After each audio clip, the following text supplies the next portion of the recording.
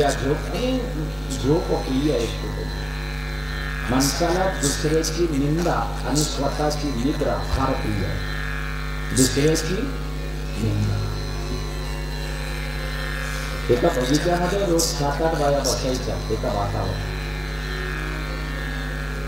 ते इतक्या गप्पा मारायच्या, हसून गप्पा मारायच्या, टाळी घ्यायच्या, एकमेकीला असं करायच्या. एक म्हातारा लांबून बघायचा रोज.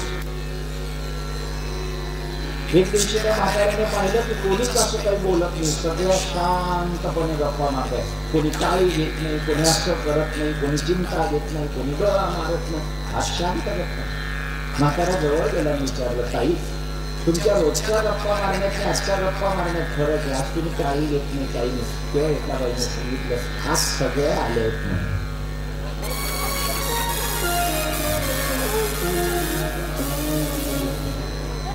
आमचा जो 10 बाईंचा एका रंगाचा साडींचा जो ग्रुप आहे, हा सगळे आले म्हणून कुणाबद्दल बोलावा हाच प्रश्न आहे. दुसऱ्याची निंदा आणि स्वतःची निद्रा फार आवडते माणसाला. झोप 1 ते 4. खरंय का? हा खरंय का? 1 ते 4. मी ठरवून सुद्धा झोप लागत नाही. मला झोपेसाठी खूप प्रयत्न करावा लागतो. मोबाईल मध्ये शांत गाणे ऐका, काही करा, खूप त्रास होतो. एखादा विचार डोक्यात आला. आज रात्रीच सांगतो तुम्हाला, मी 2:30 वाजेला जाग आली. 2:30 वाजेला एक विचार डोक्यात आला आणि तो विचार मी आज डॉक्टर मुकुंद डेंटिस्ट आहेत म्हणजे शिष्य, मला आज मी त्यांना बोलून दाखवला. तो रात्री 2:30 वाजेचा विचार आहे डॉक्टर, म्हणजे तुम्हाला आज सांगितलं. अहिल्याच्या दगडाला पाय लागल्यानंतर तिची स्त्री तयार झाली रामायणात. तुमची रामायणामध्ये बघत नाही की अहिल्याने जे स्तुती केलेली आहे, या स्तुतीमध्ये अहिल्या म्हणते, हे रावणाला मारणाऱ्या रावणांतकारी मी तुम्हाला नमस्कार करतो. आता तोपर्यंत रामाचं लग्न झालं नाही, रावणाने सीतेला नेलं नाही आणि अहिल्या स्तुती करताना म्हणते की मी तुम्हाला 2:30 वाजेला माझ्या डोक्यात हा विचार घुसून गेला की समय आणि स्तुती हे दोघे एकत्र बसत नाही. अहिल्याने अशी स्तुती का केली? काढून बघा अहिल्या स्तुती. अहिल्या स्तुतीमध्ये भगवान रामाला ती म्हणते, हे रावणाला मारणाऱ्या मी तुला नमस्कार करते. रात्री विचार सुरू झाला, इतका क्या जबाब. समय बसत नाही. तुलसीदासाने लिहिलं कसं? अहिल्याच्या शब्दामध्ये बालकांडात विश्वामित्र ज्यावेळेला घेऊन जातात तेव्हा अहिल्या स्तुती, जसं जय जय गुणसागर या छंदामध्ये, मोठा छंद, 6 श्लोक आलेले. त्या 6व्या 5व्या 6व्या श्लोकामध्ये बघायचं खालच्या बाजूला वरून दुसरी ओळी. आणि ज्या वेळेला श्रोते बरा छंद जय गुणसागर सागर,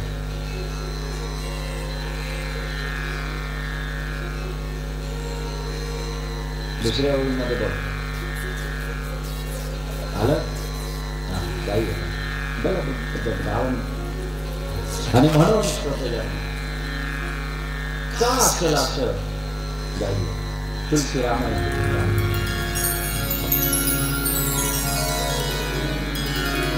धीरज मन कीना प्रभु प्रभु कीना, रघुपति कृपा भगति पाई, अति निर्मल वाणी अस्तुति भाई, गान गम जय रघुराई।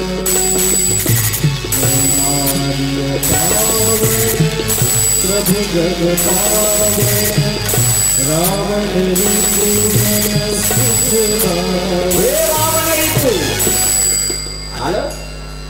रात्री 2:30 वाजेला डोक्यात घुसलं की हे क्या होतं, रावण ऋतू. आणि मग त्याला थोडं बघायला सुरुवात केली श्रोतेनो, तेव्हा उत्तर मिळालं की अहिल्या एका युगाची नाही, अशी 4 युग तिने बऱ्याच वेळा पाहिलं होतं आणि अनेक वेळा रामायण घडलं होतं आणि प्रत्येक रामायणाची ती साक्षीदार असल्यामुळे त्रेतायुगाच्या रामायणामध्ये ती म्हणते की रामा, तुझ्या हातून रावण मरणार आहे हे मला स्पष्ट कळलं. त्याची झोप लागेल श्रोतेजन, ग्रंथ झोपू देत पडिये. मग ज्या वेळेला मासा पाण्यात झोपत नाही, देवाला सांगा की प्रभू, गुजराती नरसिंह मेहतांनी काही भजनावली लिहिलेली आहे, त्याच्यात नरसिंह मेहता, त्याला गुजरातना जुनागढना नागर ब्राह्मण आणि त्याला नरसिंह मेहता भगवान स्वामी देशने अपने करताने खड़कावा लागेल. तो भगवान नरसिंह मेहता आंखों ऊंघ आवा માંડે. तो मेहता भगवान कृष्ण ने कीधुं છે कि भगवान तने प्रणाम करूं, आपला ऊंघ मारो, थोड़ो छुटकाव कर दे. અને નરસિંહ મહેતાની ઊંઘ ઓછી થઈ અને પેલા નરસિંહ મહેતાએ ભજન લખી કાઢ્યું, અરે જ્યારે નિદ્રા હું તને વાળી તું તો છે નારી દુખારી. પેલા નરસિંહ મહેતાને બહુ સરસ લખ્યું છે પેલા મહેતા. અરે જારી નિદ્રા તું તને વાળી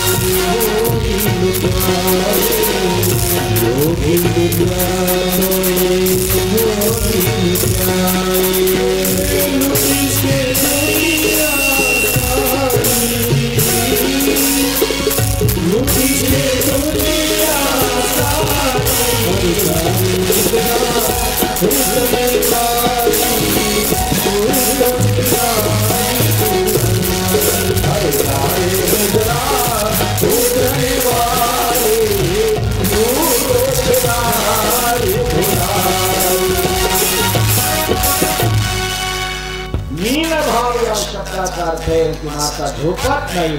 साधकाने त्याच्या साधनेमध्ये स्थित व्हायचं असेल तर जरा झोप कमी करावी लागेल.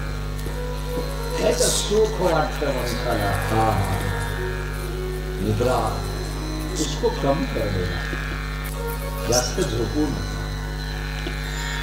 मास्टरचा आणखी एक सुंदर मत सांगतो.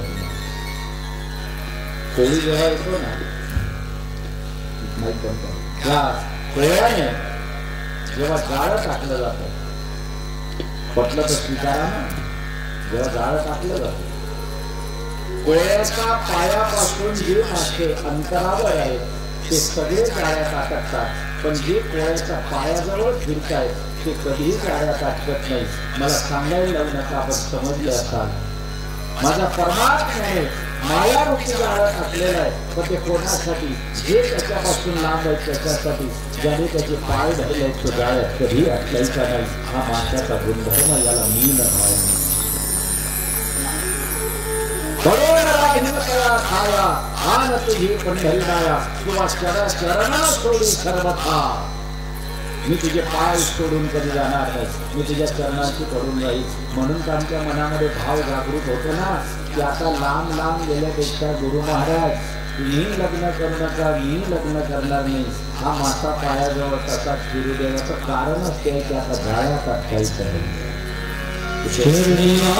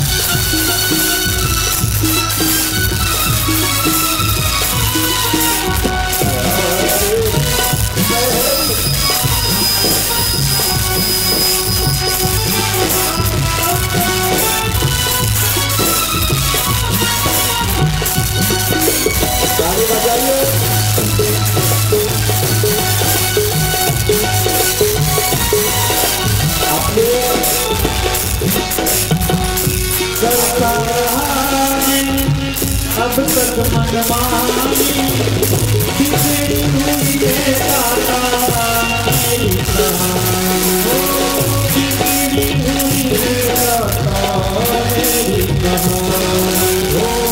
करता रहा अब तक मनमानी, बिगड़ी हुई है दाता मेरी कहानी, बिगड़ी हुई है दाता मेरी कहानी।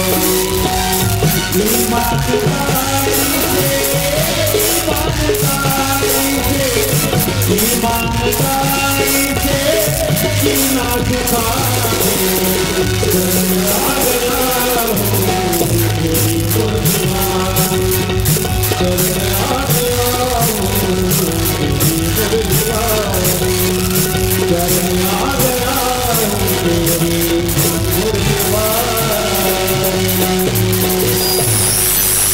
शरण आ गया हूँ मैं तेरी मुरली वाले। जो त्या पोळ्याचा पाया जवळ आहे तो कधी अपघात नाही, याला मीन भाव म्हणतात की मला तुझ्या शरणागतीमध्ये राहू दे। आता मी एक कथा केली मार्गशीर्षात, शरण महिमा एका शब्दावर शरण शब्द होता की शरणागती काय आहे, पाया सर्वधर्मान् परित्यज्य माम एकम शरणं। शरण शरण म्हणतात किंवा आलो राम, देवाला आवडणारा विषय शरणागती। ज्यावेळेला पाण्याचा अजून एक गुणधर्म तुम्हाला सांगतो, पाणी पाण्याचाच पाण्याचा शोध घेत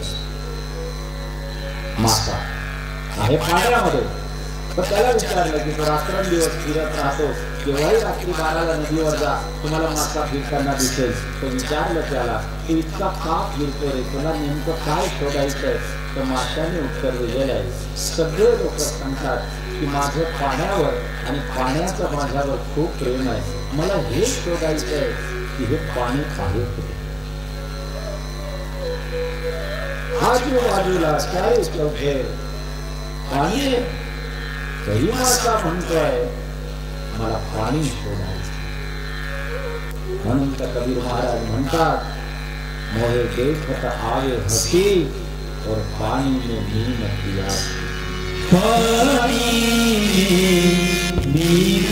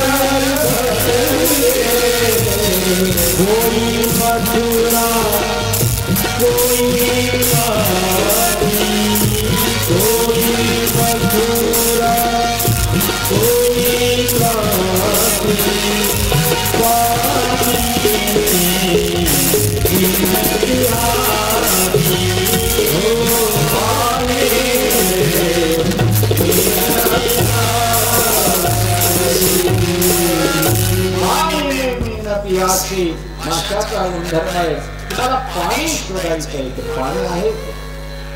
आणि तुमच्या रामायणामध्ये चोपाई आलेले शोधेनो पाणी, मासा आणि पाण्याच्या संबंधामध्ये की नीर सुखी जहा नीर अगाधा, की मासा कुठे सुखी राहतो, जहा नीर अगाधा, जिथे पाणी भरपूर आहे तिथे सुखी राहतो। याला नीन भाव म्हणतात की मी कुठे सुखी राहील, जिथे माझे देवाचे विचार, माझ्या देवाची कथा, माझ्या देवाचं जिथे मला भरपूर प्रमाणात ऐकायला मिळेल, माझं मन तिथे सुखी राहील।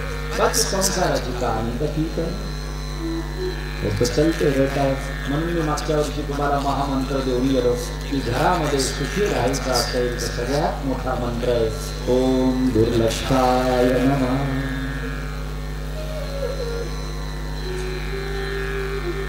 दुर्लक्ष करण्याची उत्तम कला म्हणजे सुख. It is the definition of सुख. आता याच्यानंतर माझी गुढीपाडव्याच्या दुसऱ्या दिवशी दरवर्षी कथा असते. हे आता 34वे वर्ष आहे मला वाटतं तिथे एकाच जागेवर. आणि ती जी ठरली आहे की गुढीपाडव्याच्या म्हणून मला काही करून इथून निघावं लागतं. तर यावर्षी तिथे त्या यजमानाने मला विषय दिलाय की महाराज आम्हाला सुख दुःखाला ऐकायचं की हे सुख दुःख हे नेमकं आहे काय. मला त्याच्यावर चर्चा करायची 7 दिवस मी त्याची तयारी करतोय. तेव्हा ही एक व्याख्या मी केलेली आहे दुर्लक्ष करण्याची उत्तम कला म्हणजे सुख. कुठेही बघा तुम्ही वाहन चालवताय आणि समोरचा थोडासा जवळ आला मध्ये उभा आहे कोणी जात नाही. तेवढ्या 2 सेकंदला दुर्लक्ष करून दिलं तर तोही निघून जाईल. आपला रस्ताही साफ होईल. पण आपण दुर्लक्ष करत नाही. गाडीचा काच खाली करतो. कळतं का हुंडवलं का दिसतं का हवेवर राहतो. विचाराने कशा चालवायचं मग तो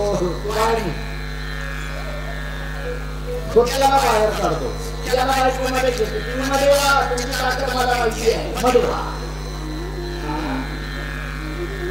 एवढ्या सगळ्या उपाध्या कशामुळे 2 सेकंद दुर्लक्ष केलं नाही. त्याच्यामुळे जर 2 सेकंद माझं सत्संग आठवलं आणि शांत राहिला तर ती व्यक्ती निघून जाईल. ती गाडी निघून जाईल. पुढचा वादही होणार नाही आणि आपण सहजपणे निघून जाऊ. नुसत्या वाहन चालवण्यात नाही घरात सुद्धा जास्त नाही. क्रोध निर्माण होण्याची जागा फक्त 1 मिनिटाची आहे. तेवढा 1 मिनिट ज्याला दुर्लक्ष करता आला तो जिंकला म्हणून समजायचं. म्हणून फार सुंदर सुखाची व्याख्या मी केलेली आहे. दुर्लक्ष करण्याची उत्तम कला म्हणजे सुख. पटत असेल तर सार्वजनिक मध्ये स्वीकार काही वाजवलं. काही लोकांनी कुठलं कुठे वाजवलं आहे 2-3 लोकांनी वाजवलं. मी काल एका बाईला विचारलं म्हटलं तरी तुम्ही फक्त टाळी वाजवतो बाकीचे वाजवत नाही. म्हणून मी पैसे ठेवत नाही ना बाकी ठेवतात म्हणून मी टाळ्या वाजवतो. वाजवा. जन्म मृत्यू टाळी अशी वाजवावी टाळी.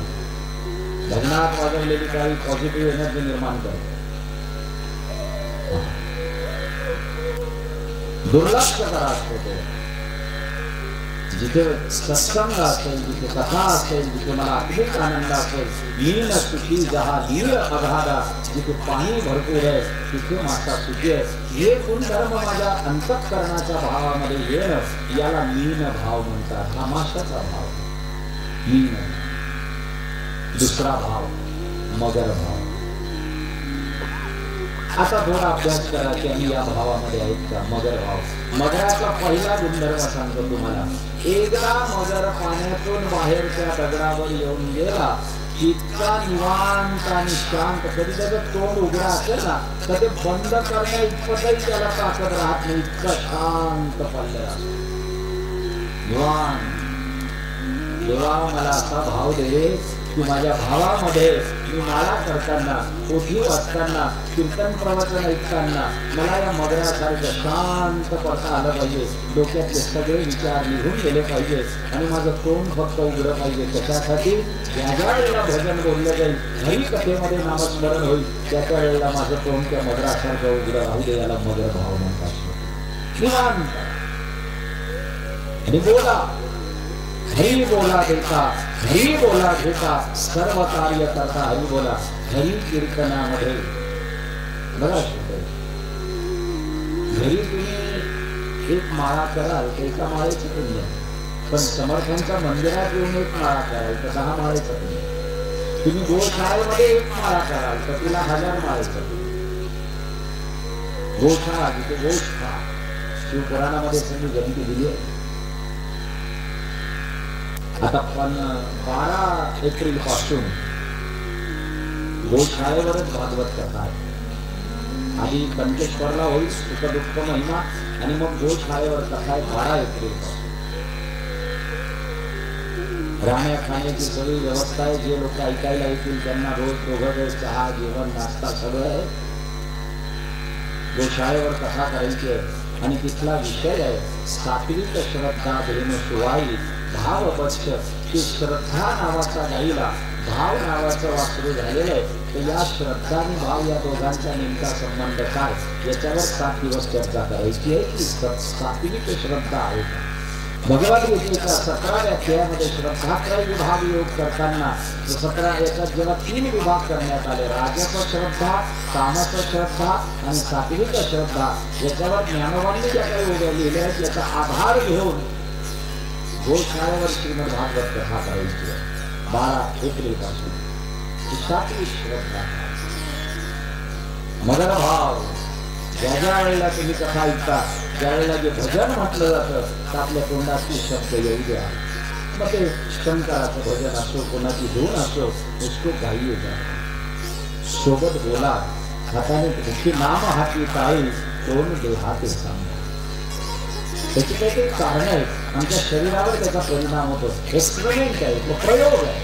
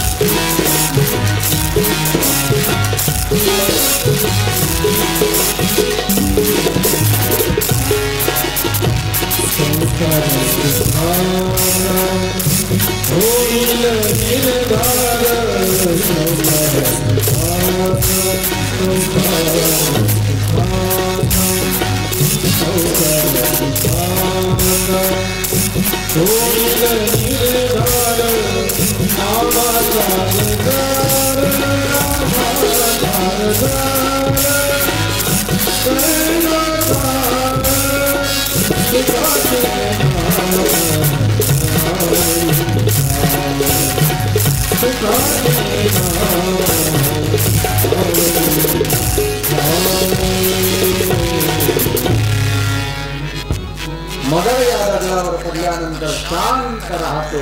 जेव्हा मला भाव जागृती झाली असेल मला तुझ्या कीर्तनात कथे थोडं शांत राहू. मगर असायचं याला मगर भाव. मगराचं आणखी एक वैशिष्ट्य आहे. मगराने जर मिठी मारली तर ती सुटत नाही म्हणून त्या मिठीचं नाव आहे मगर मिठी. भाव जागृती झाली एकदा मी तुझ्या जवळ आलो एक तू मला मार किंवा मला तुला मारू पण अशी मिठी दे ज्या मिठीचं नाव मगर मिठी. सुटता सामान पुतना विष घेऊन आली होती तुझ्याकडे पण तरी अशी मिठी मारली देवा तो तिला सोडलं नाही. मग मी काय पुतनेपेक्षा पापी आहे. मी तर तुला नैवेद्य घेऊन येतो रे. मी खीर पुरणपोळी खेळा मी काही विष आणत नाही. मग विष पाजवणारे सुद्धा तो सद्गती करतो मग माझी का करत नाही या भावनेने त्याला मिठी मारायची होते. याला मगर मिठी म्हणतात. मगराचा गुणधर्म आणखीनच सांगतो. मगर पाण्याच्या बाहेरही राहू शकतो आणि मगर पाण्यातही राहू शकतो. भगवद्गीतेमध्ये म्हटलंय सुख दुःख समे कृत्वा लाभा लाभो जयो. दुःख आलं तरी तुझा भाव तसाच राहू दे आणि सुख आलं तरी तुझा भाव तसाच राहू दे. मला विजय मिळाला त्या पाण्यात मी गेलो तरी तसं राहू दे. मला पराजयाचा दगड मिळाला तरी मला तसंच राहू दे. याला मगर भावाचा गुणधर्म. मगर अजून एक नर्मदा मैयाचं वाहन आहे मगर. म्हणजे मगराचा भाव या शब्दाचा अर्थ असा आहे की मी तुझ्या ठिकाणी आल्यानंतर माझा भाव असा राहू दे परमात्मा, की संग मला चांगले असा मिळू दे, त्याला मगर भाव म्हणतात. आणि आता तिसरा भाव सांगतो, ज्याला मीठ भाव म्हणतात. मीन भाव, मगर भाव आणि मीठ भाव. मिठाचा गुणधर्म काय? मीठ स्वच्छ आहे श्रोते. देवाला जो भाव आवडतो ना, तुलसी रामायणात एक चौपाई आली आहे, मोही मोहे छल छिद्र कपट नाही भावा. मला कपट आवडत नाही, देवाचा गुणधर्म आहे. जे लोक कपट करतात ना, ते संतांपासून आणि चांगल्या गोष्टीपासून आपोआप लांब फेकले जातात. त्यांना फेकायची गरज नाही, कारण देवाचं सूत्रच आहे, मोहे छल छिद्र कपट नाही भावा. भगवान त्याला कधीही स्वीकारत नाही ज्याने यत्किंचितही कपट केला असेल. जे है वो जो है सो सत्य है. मीठ स्वच्छ आहे. मिठाचा आणखीन एक गुणधर्म सांगतो तुम्हाला. पाण्यात टाकलेलं मीठ जलरूप होऊन जातं, स्वतःचं अस्तित्व टिकत नाही. तसं मीठ भाव या शब्दाचा अर्थ आहे, मीरा कृष्णात भेटली, मीरा होऊन गेली. मीरा आणि राधा एकच आहे श्रोते. मीरा असेल तर शब्द लिहा, मीरा. दोघा अंतर ठेवा थोडं, मी आणि राम. मीरा. त्याच्या खाली लिहा राधा आणि मग आडवे वाचा. उभं वाचलं तरी मीरा, आडवे वाचले तरी राधा. मीरा दोनों एक है, दोनों का संबंध एक. त्याच्यात मिळून गेले, ते मिसळून गेले.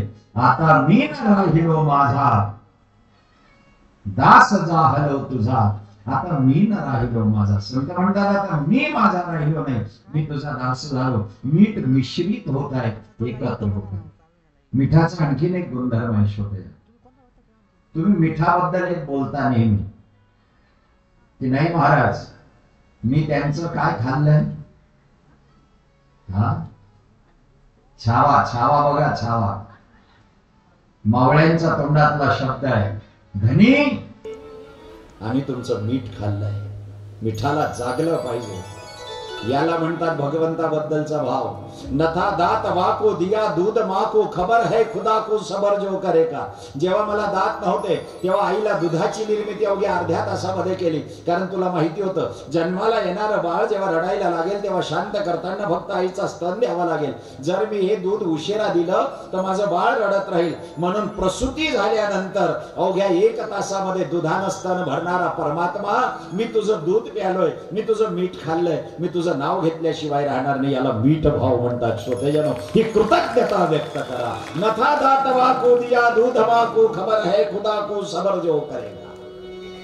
दिले तुम्हाला माझा भाव तुझे चरणी, माझा भाव तुझे चरणी. तुझे रूप माझे नयनी, माझे नयनी.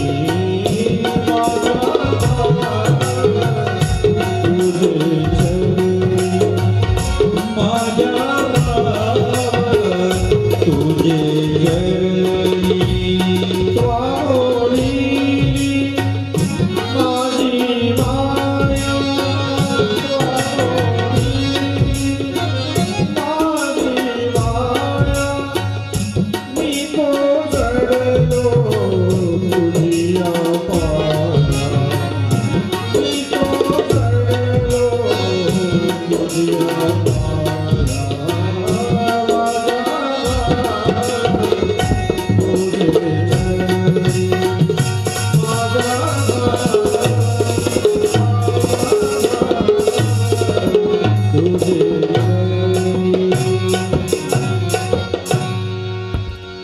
आणि मीठ शब्दाची मी दोघही अक्षरांमधून एवढंच ठरवलंय की भगवंतावर भाव निर्माण करणं म्हणजे दुसरं काही नाही. त्याची कथा काय कायची, ग्रंथ का वाचायचे, तेवढंच फक्त मीठ. मी कोण हे ठरवणे म्हणजे मीठ. की मी कोण. कोहम हा प्रश्न भागवतातला आहे श्रोते, की तू कोण आहेस. ज्ञानी मी, गुणी मी, कला चतुर मी, सर्वज्ञ मी, सुज्ञ मी समजे परीन उमजे, कोठील मी कोण मी या शब्दाला नक्की ठरवणं म्हणजे मीठ. हा भाव आहे भगवंतावर. आणि मिठाचा एक गुणधर्म आहे, स्वयंपाकातली त्याची उपस्थिती म्हणजे स्वादाचं वर्धन. खूप कमी येतो पण स्वादवर्धन करण्याचं काम मीठ करत असतो. म्हणून माझा भाव असा असला पाहिजे, भगवान मी तुझ्याजवळ थोडं येईन, मला माहिती नाही माझा प्रपंच खूप मोठा आहे, मी जास्त वेळ येणार नाही, देवाची द्वारी उभा क्षणभरी मी थोडासा येईल रे मिठासारखा, पण तू मला देताना किती द्यावं, तेने मुक्तीचारी साधी येला, एवढा मोठा स्वाद दे. सायुज्यता, स्वरूपता, समीपता, सलोपता या मुक्तींना तू मला प्रदान कर, पण मी मात्र प्रपंचाचा व्यापामुळे तुझ्याजवळ थोडा येईल. याला मीठ भाव असं म्हणतात. देवाची द्वारी उभा क्षणभरी. हे प्रभू, हे परमात्मा. मग ज्या वेळेला हा भाव निर्माण होतो श्रोतेजनो, त्यावेळेला आपलं भजन वाढतं, त्यावेळेला आपली भक्ती वाढते. हे मी नाही सांगत, भगवान शंकर पार्वतीला स्वतःचा अनुभवातून सांगतात. कहेऊ उमामय अनुभव अपना, सत हरि भजन जगत सब सपना. गाइएगा तुलसी रामायण बालकांड. भगवान शंकराने उमाला सांगितलंय की कहे उमामय अनुभव, कहे उमामय अनुभव अपना, अनुभव अपना. कहे उमामय अनुभव अपना, सतहरि भजन जगत सब सपना, सतहरि भजन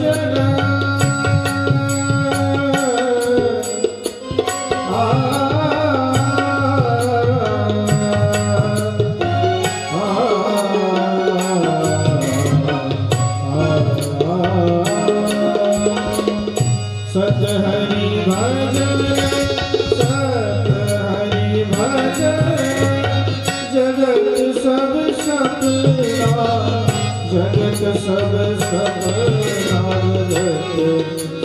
सपना.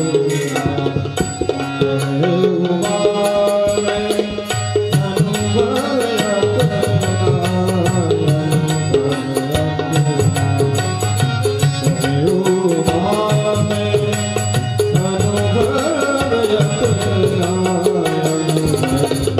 अपना. कहे उमामय अनुभव अपना. देवाचं भजन करा, देवाची पूजा करा. पूजन, भजन, श्रवण, कीर्तन आणि स्मरण या 5 गोष्टी देवाला अत्यंत आवडतात. त्यात माझ्या विठ्ठलाला आवडतं स्मरण, माझ्या कृष्णाला आवडतं स्मरण. म्हणून भगवान गीतेमध्ये म्हणतात यज्ञानाम जप यज्ञोस्मी. 10वा अध्याय विभूती योग. मला स्मरण कर भगवान. मग भगवान शिवाला काय आवडतं श्रोतेनो? भगवान शिवाला जलधार प्रिय आहे, शिवाला पूजा प्रिय आहे की तू माझ्यासाठी समर्पण कर. भगवान शिवाच्या एकूण 5 प्रकारे पूजा केले जातात. नीट लक्ष द्या, मी पूजेचे प्रकार शिव पुराणातून सांगतोय. पहिला प्रकार आहे मानस पूजा. तुम्हाला रोज पूजा करायची सवय आहे, पण तुम्ही एखाद्या वेळेला गावाला गेलात किंवा रेल्वेमध्ये 2 दिवसाचा प्रवास आहे आणि तिथे तर शिवलिंग नाही आणि तुमची वेळ झाली पूजेची. मग अशा वेळेला पूजा कोणती करायची? त्या पूजेचं नाव आहे मानस पूजा. शंकराचार्यांनी याच्यावर विशेष चर्चा केली. आत्मात्वं गिरिजामती सहचरा प्राणा शरीरं गृहं, पूजा ते विषयोपभोग रचना, निद्रा समाधी स्थिती. भगवान वर्णन करतात शंकराचार्य की जर तुला शिवलिंग नसेल आणि तुला शिवाची पूजा करायची आहे, काय म्हणाले श्रोतजनो, याची समश्लोकी वामन पंडितांनी केलेली आहे. मानस पूजेची समश्लोकी वामन पंडित करतात. काय म्हणाले? महाकाशी तेची काया म्हणावी. स्वतःचा शरीराला काशी म्हणा आणि याच्यामध्ये जो आत्मा बसलाय, पूजा लिंग आत्मा चितो विश्वनाथू, शरीरामध्ये जो आपला आत्मा बसलाय याला शिवलिंग म्हणा आणि याची पूजा करा. आणि खुने ओळखी महाराजा समर्थू, स्वतःच्या शरीराला शिवलिंग समजा. आणि शिवलिंगच आहे. बाळाला आंघोळ करताना आई जेव्हा बसते तेव्हा बाथरूम मध्ये आपण कसे बसतो नीट आहे का? दोघं पाय लांब केले आहेत, आपण सरळ बसतो आणि मग त्या बाळाला आपल्या मांडीवर त्या ठिकाणी घेतो. दोघं पाय लांब आपण इथे बसलोय आणि या पद्धतीने जर नीट बघितलं तर आईचं शरीर त्यावेळेला शिवलिंगासारखं असतं. आणि मांडीवर जेव्हा ती बाळाला घेते आंघोळ करताना तेव्हा बाळ आंघोळ करता करता ती उलट ठेवते. बेलाचं पान ज्या पद्धतीने उलट वाहिलं जातं, आईच्या मांडीवर बाळ उलट जातं श्रोतेजनो. आणि मग ती त्या बाळाचा पाठायला याला. आणि बघा तुम्ही, कुठलीही स्त्री मग ती कोणाची भक्त असो, पण जेव्हा बाळाला आंघोळ घालते ना तेव्हा दुसऱ्या कुठल्याही नदीचं नाव घेत नाही, हर हर गंगे म्हणते. कारण ती स्वतःला शिवलिंग समजून त्या बाळाला समर्पित करून घेते की आता मी तुझ्यावर गंगा. सांगा याच्यापेक्षा मोठं शिवलिंग कोणतं आहे? आत्मात्मं गिरिजामती सहचरा प्राणा शरीरम गृहम पूजा ते विषयोपभोग रचना निद्रा समाधी स्थिती. मानस पूजा शंकराचार्य. ज्यांनी म्हणून आहे ना माता भगिनींना माझी विनंती आहे, ज्यांना आता बाळ होणार असेल, दिवस असतील, त्यांनी स्वतः आंघोळ घाला. आता बाळाचा आंघोळीला सुद्धा हो ना. आणि ती जोपर्यंत आंघोळ करून जात नाही तोपर्यंत तिच्या जवळ थांबतात, तिच्या जवळ ती तितका वेळ देता आंघोळ करायला काय हरकत नाही. एका बाईला म्हटलं इतक्या जवळ का थांबता तुम्ही तिच्या? यांच्यासाठी थांबावं लागतं म्हणा. जाऊ द्या. सावधान सावधान. बाळाला स्वतः आंघोळ घाला. आईचं प्रेम येऊ द्या. जी मागची पिढी आहे ना त्यांनी स्वतः आंघोळ घातले. आताची जी पिढी आहे ना ती आया ना काय बोलतात तिला, त्या बाईला काय म्हणतात? आया. म्हणून लग्नाच्या वेळेला जाता ते गाणं नवरदेवाला ऐकवलं जातं की बहारो फूल बरसाओ मेरा महबूब आया है.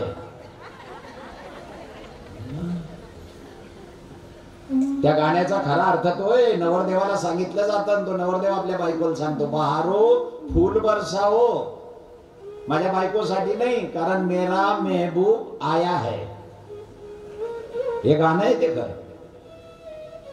स्वतः आंघोळ घाला, स्वतःला शिवलिंग समजा, आपल्या लेकराला बिल्वपत्र समजा. जसं कोवळं बेल वाहिलं जातं त्या पद्धतीने त्या बाळाला व्हा. त्याच्यावर थोडं दूध व्हा, चण्याचं पीठ त्या बाळाला लावलं जातं श्रोतेजनो. मग त्याची आंघोळ करा. ही भगवान शंकराची जणू काही केलेली मानस पूजा आहे.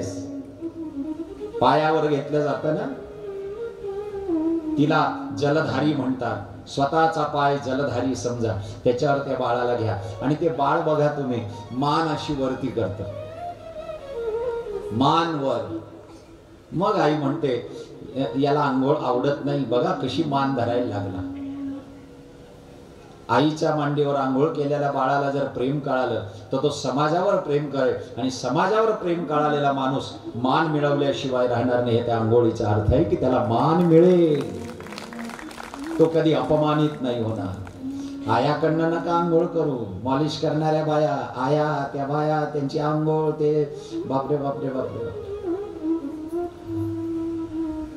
बरं इथपर्यंत ठीक आहे हो, पण त्या बाळाला ती बाई लावल्यानंतर त्याचा व्हिडिओ कॉल बहिणीला दाखवला जातो.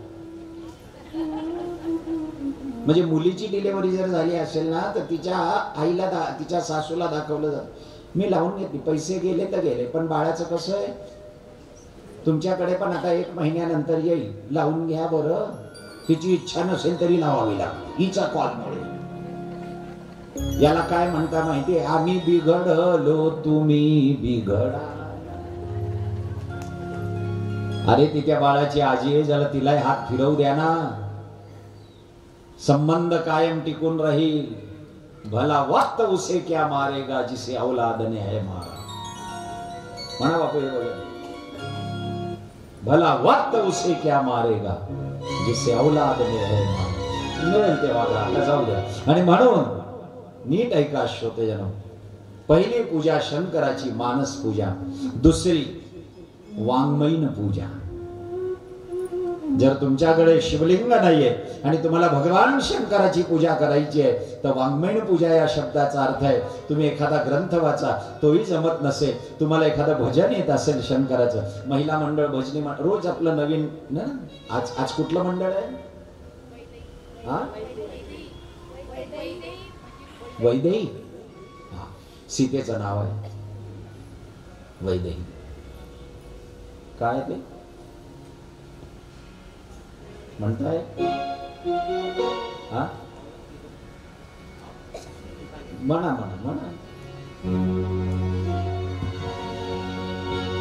औलाद के खातिर इंसान फिरता है मारा मारा, उसे वक्त भला क्या मारे जिसे औलाद है मारा. औलाद के खातिर इंसान फिरता है मारा मारा, उसे वक्त भला क्या मारे औलाद ने जिसको मारा.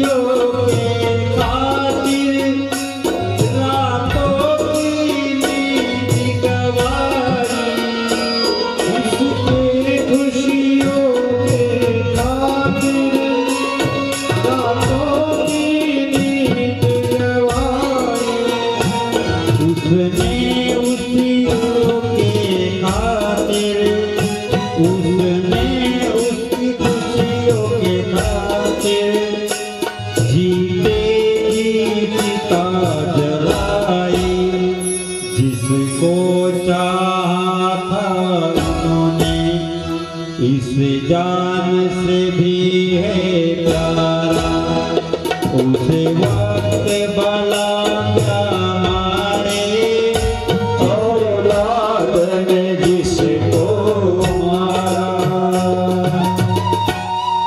मानस पूजा, वाङ्मयीन पूजा या शब्दाचा अर्थ आहे की एखादं महादेवाचं भजन म्हणा, जे येत असेल. भजनी मंडळ गाता.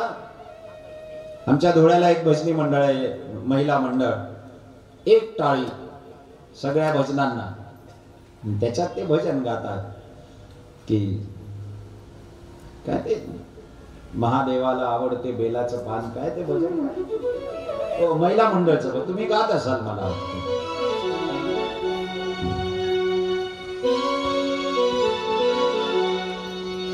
शंकराला माझे महादेवाला माझे आवडते बेलाचे पान पान, आवडते बेलाचे पान. शंकराला माझ्या महादेवाला माझ्या आवडते बेलाचे पान पान, आवडते बेलाचे पान.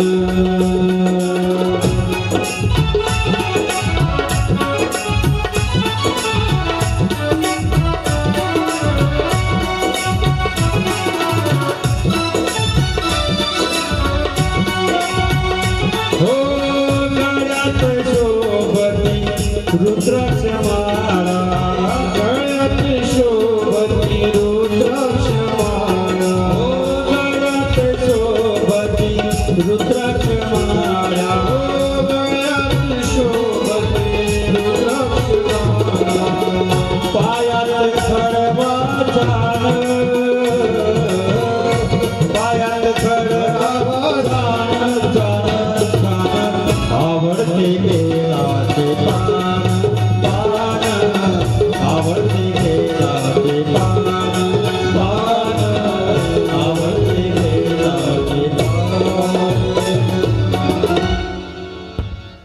शिवाचे एखादं भजन म्हणा, वाङ्मयीन पूजा.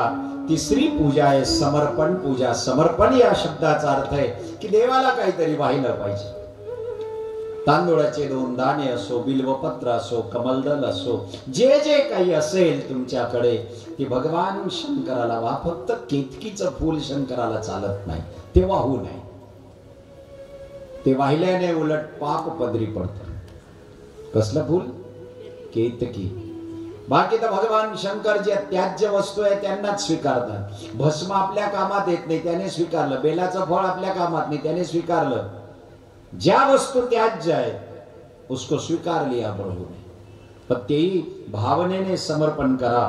म्हणून तर म्हटलं की शंभो मी तुला देऊ काय? अलंकारो प्रियो विष्णू, जलधार प्रियो शिवा, नमस्कार प्रियो भानो, ब्राह्मणम भोजन प्रिया. शंकराला फक्त पाण्याची धार पाहिजे. म्हणून तर आमचे प्रदीपजी म्हणतात, 1 लोटा जल समस्या का. 1 लोटा जल. हे काही नवीन नाही सांगितलं त्यांनी, पुराणामध्ये दिलेलं होतं की जलधार प्रियो शिवा. फक्त त्याचा योग्य अर्थ काढून लोकांपर्यंत पोहोचवलं त्यांनी. लोकांच्या माइंड मध्ये ते टाकलं की इसका ये अर्थ होता है 1 लोटा जल पुरे समस्या का. म्हणून ग्रंथ सारखेच असतात, ज्याची त्याची वाचण्याची पद्धत वेगळी असते. कोणी भक्तिमय ग्रंथ वाचतो त्याला तो अर्थ मिळतो. गीता सारखी सांगितली गेली श्रोते. गीता सगळ्यांना सारखी सांगितली गेली, पण प्रत्येक संप्रदायाने गीतेला वेगवेगळ्या बेसिक मध्ये उचललं. परमपूज्य पांडुरंग शास्त्री आठवले यांनी जेव्हा गीता उचलली तेव्हा त्यांनी एवढंच सांगितलं, सकाळ दुपार संध्याकाळ त्रिकाल संध्येमध्ये माझं श्रवण कर. मी तुझा लाईफ पार्टनर आहे, मला कधी विसरू नको. मातृदेवो भव, पितृदेवो भव, आचार्य देवो भव, अतिथी देवो भव, या सगळ्यांना नमस्कार कर. या पद्धतीने गीता उचलली. हीच गीता महानुभाव संप्रदायाने एकनिष्ठ कृष्ण भक्तीने उचलली. पत्रम पुष्पम फलम तोयम योमद भक्त्या प्रियश्चती. महानुभाव संप्रदायामध्ये विडा उसर देताना हा मंत्र म्हटला जातो आणि चक्रधर स्वामी महाराजांना विडा दिला जातो. त्यांनी त्या पद्धतीने, ग्रंथ एकच आहे. तसं शिवपुराण एक आहे, पण गिरी बापूंनी शिवपुराण उचललं, त्याच्यात त्यांना शिवाची निस्सीम निस्वार्थ भक्ती दिसली. आचार्य प्रदीपजी मिश्रा यांनी शिवपुराण उचललं तर लोकांच्या दुःखाला दूर करणारी शंकराची पूजा दिसली. माझ्यासारख्याने शिवपुराण उचललं, मला फक्त शंकराबद्दल प्रेम दिसलं कि शिव की पूजा प्रेम से करो बस, जिसकी उसकी नजर है. ग्रंथ एकच आहे पण प्रत्येकाची पाहण्याची दृष्टी. म्हणून सगळ्या व्यासपीठाला माझा साष्टांग नमस्कार. मी कधीच कोणाचा विरोध नाही करणार की आपकी नजर से आप देख लेना, हमारी नजर से हम देख लेंगे. कारण पाहण्याचा व्ह्यू केव्हा बदलतो माणसाचा, त्याच्या मनात येतं तेव्हा. अपडाऊन करत होत्या मुलं मुली, कॉलेजला जायच्या एकाच बसने, हे जा सगळं चाललंय. योग असा आला, त्या मुलाला म्हटलं की बाबा आता तुझं लग्न करायचं. आम्ही मुलगी शोधली. म्हणे कोण? अरे ती नाही का तुझ्या सोबत अपडाऊन करते. मुलगी बघायचा कार्यक्रम करायची काही गरज नाही, तू नाही. तरी मुलाने सांगितलं की नाही. म्हणे का? आतापर्यंत ती मला दिसली आणि मी तिच्याकडे पाहिलं, पण माझी पाहण्याची दृष्टी ती नव्हती. आता मला तुम्ही लग्नासाठी सांगताय, आता मी 10 मिनिटं तिच्याशी बोलेन. तिचा स्वभाव, तिचं उच्चारण, तिचं बोलणं, तिचं चालणं मी त्या नजरेने बघेल. मुलगी एकच आहे, पण कॉलेज कुमारी पाहताना दृष्टी वेगळी होती आणि मला पत्नी करून घ्यायची आहे, दृष्टी वेगळी आहे. जर साध्या नवरीत हे होऊ शकतं तर ग्रंथांमध्ये का होऊ शकणार नाही? शोधजन जिसकी उसकी नजर अलग है. तो प्रदीपजी मिश्रा की नजर अलग है. त्यांनी पूजा दिली की ये चढ़ाने से ये फल होगा, ये चढ़ाने से. आता ते होईल ना होईल तुमच्या श्रद्धेचा विषय आहे. आपला भाव आहे. भाव एव ही कारणम. म्हणून कोणी मानस पूजा, कोणी वाङ्मयीन पूजा, कोणी समर्पण पूजा. चौथा प्रकार आहे उपचार पूजा. देवाची पूजा करताना उपचार करा. जे याज्ञिक असतात, पुजारी, पौरोहित्य करणारे, ते विचारतात की तुम्हाला पंचोपचार पूजा करायची षोडशोपचार पूजा करायची का राजोपचार पूजा करायची? जेव्हा नवचंडी असते तेव्हा भगवतीची पूजा, कुणी पंचोपचार पूजा करतंय. गंधाक्षद पुष्पानी सकल मिलित उपचारेण द्रव्याणी समर्पयामी, एका श्लोकातही पूजा होते. तीच पूजा समंत्रक करायची असेल मग गंधाचा मंत्र वेगळा, हळदीचा मग त्वां गंधर्वाम घनस्त्वाम इंद्रस्त्वाम बृहस्पती, मग तो गंध वहा. मग गंध वाहिल्यानंतर पुन्हा दुसरे आणखीन मंत्र प्रियंतान्न मम, तेव्हा तो गंध वाहिला जातो. ही पण एक पूजा आहे. एक राजोपचार पूजा आहे. राजोपचार पूजेमध्ये आणखीन 16 उपचारांमध्ये पुन्हा काही उपचार वाढतात. जितकी पूजा कराल तितकी पूजा वाढत. आमच्या शास्त्रामध्ये कमी नाहीये. हरिद्राम पितवर्णाभा सर्व सौभाग्यदायिनी. देवाला हळद वाहायची असेल तर हळद नुसतं वाहिलं तरी सौभाग्यदायिनी आहे. षोडशोपचार, पंचोपचार, राजोपचार, एक उपचार पूजा आहे. आणि एक पूजा श्रोतेजनो, कोणी माना नका मानू, पण माझ्या व्यासपीठाला ही 5वी पूजा फार आवडते आणि याला म्हणतात स्मरण पूजा. याच्यात काहीही लागत नाही, काहीही.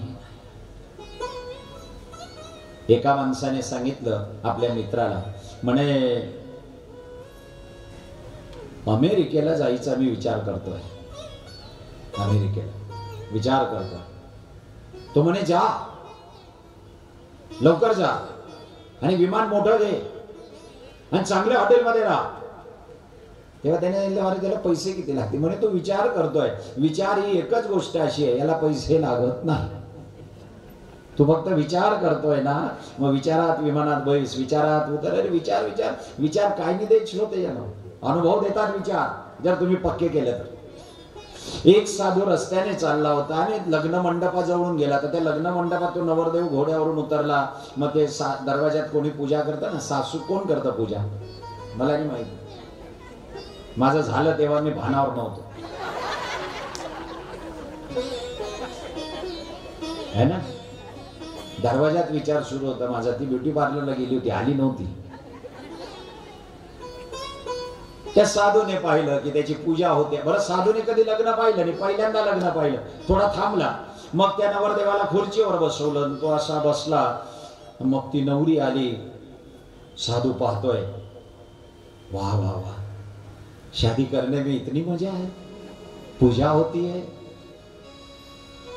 मग नवरी आली, सौंदर्यवती मुलगी, ती सगळी सजली, तिचे ते अलंकार, हा हा हा हा, ते सगळं इतना बढ़िया होता है. मग ते अंतरपाठ, मंगलाष्टक, मग फुलहार, तू पाहतोय सगळं. तेवढं पाहून गेला. रस्त्याने जाताना पाण्याची तहान लागली आणि गावाच्या बाहेर एक पाय विहीर होती. पाय विहीर माहिती आहे, अहिल्याबाई होळकर बांधायच्या. त्याला पायऱ्या राहायच्या पाण्यापर्यंत पोहोचायला. त्या पाय विहिरीत उतरला, पाणी प्याला, 2-3 पायऱ्यावरती आला. जरा गार, महादेवाच्या मंदिरात आणि पाय विहिरीमध्ये गार वाटतं. त्याला जरा गार वाटलं, दुपारची वेळ, आणि एका पायरीवर झोपला. त्याला झोप लागली. आता त्या झोपेमध्ये त्याची विचार तेच लग्नाची. त्याचे विचार सुरू झाले. त्याचं लग्न होत आहे, घोड्यावरून उतरला, पूजा होते, त्याचे विचार सुरू आहेत. मग एक मुलगी आली स्वप्नात, विचारात, डोळे बंद आहे. मुलगी बसली, हा साधू बसलाय, कितनी मजा आ रही है, ऐसी शादी होती है. याने मंगलाष्टक ऐकले स्वप्नात. याला काही दक्षिणा द्यायची नव्हती ना, स्वप्नात. त्या मुलीने माळा टाकली, लग्न लागलं, हातात हात दिले, सगळा विधी झाला. मग रथात बसवलं, मग यांची मिरवणूक सुरू झाली. मग ती बसली, तो बसला. बसायला थोडी जागा रथात कमी होती की काय कोण जाणे. मुलगी चढली, तिला बसता आलं नाही आणि तिने त्याला सांगितलं, स्वामी सरकार. आता याचं स्वप्न. तिसऱ्या पायरीवर होता हा झोपलेला. तिने स्वप्नात याला सांगितलं, सरका. हा जोरात सरकला, सरकला ते वीर. कसा तरी बाहेर निघाला आणि बाहेर निघाल्यावर देवाला सांगतो, भगवान सपने की शादी आदमी को इतना डुबा देती है, असली वाले का क्या होता होगा.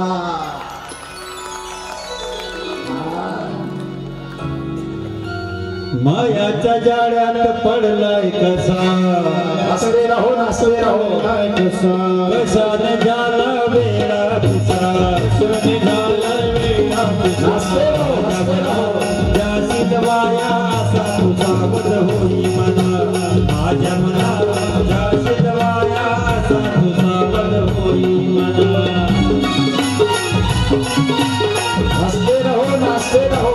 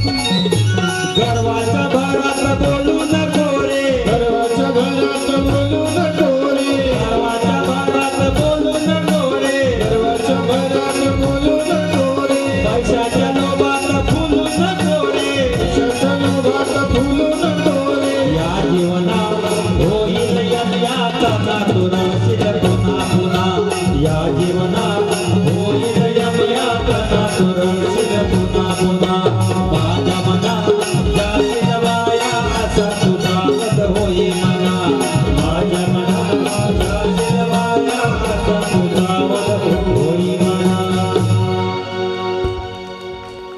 भगवान शिवाला आवडणाऱ्या या 5 पूजांपैकी सगळ्यात महत्वाची पूजा आहे की स्मरण पूजा, वाङ्मयीन पूजा आहे, समर्पण पूजा आहे, एक स्मरण पूजा आहे.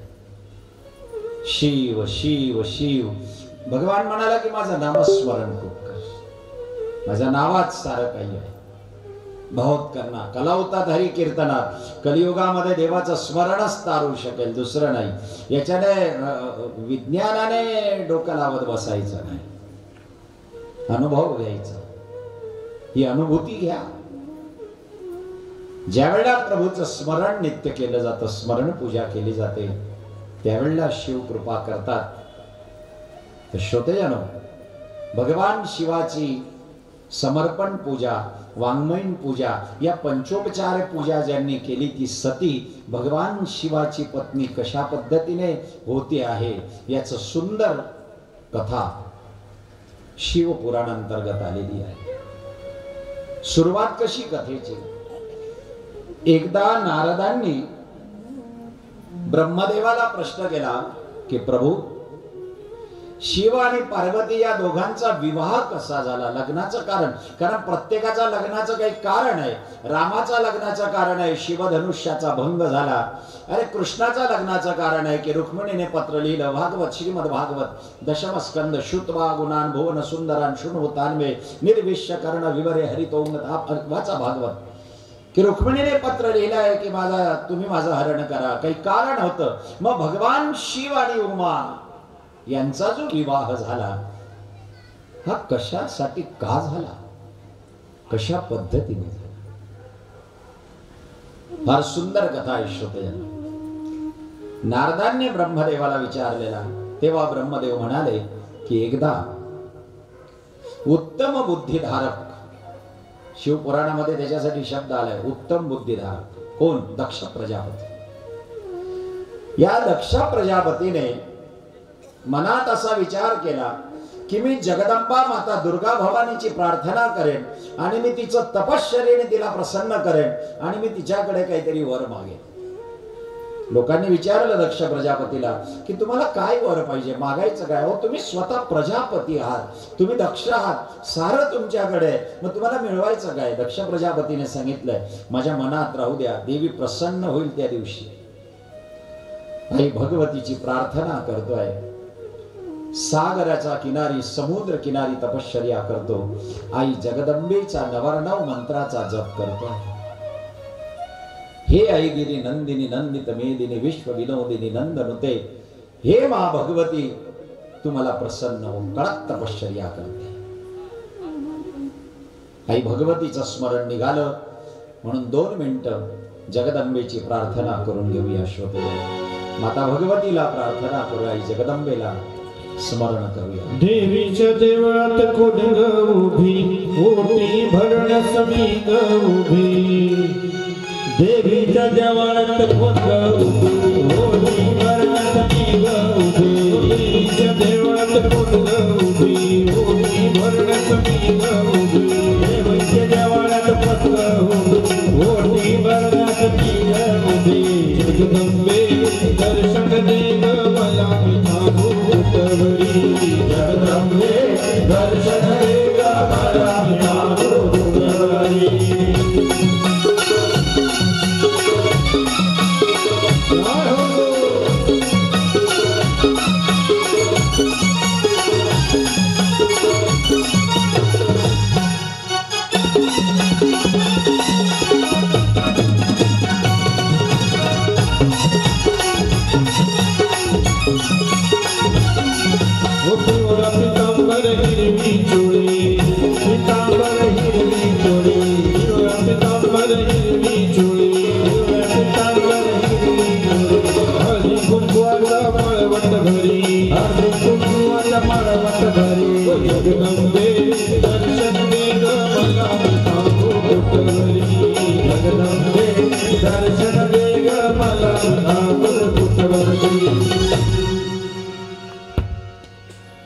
आमच्या धुळे 40गाव इकडे कथा होतात, असे भजन लागले ना अर्धा मंडप नाचायला लागतं.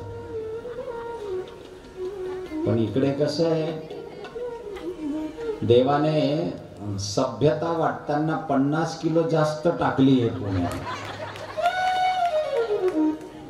आणि त्याच्यात काय होतं, तुमचं जगायचं राहून जात.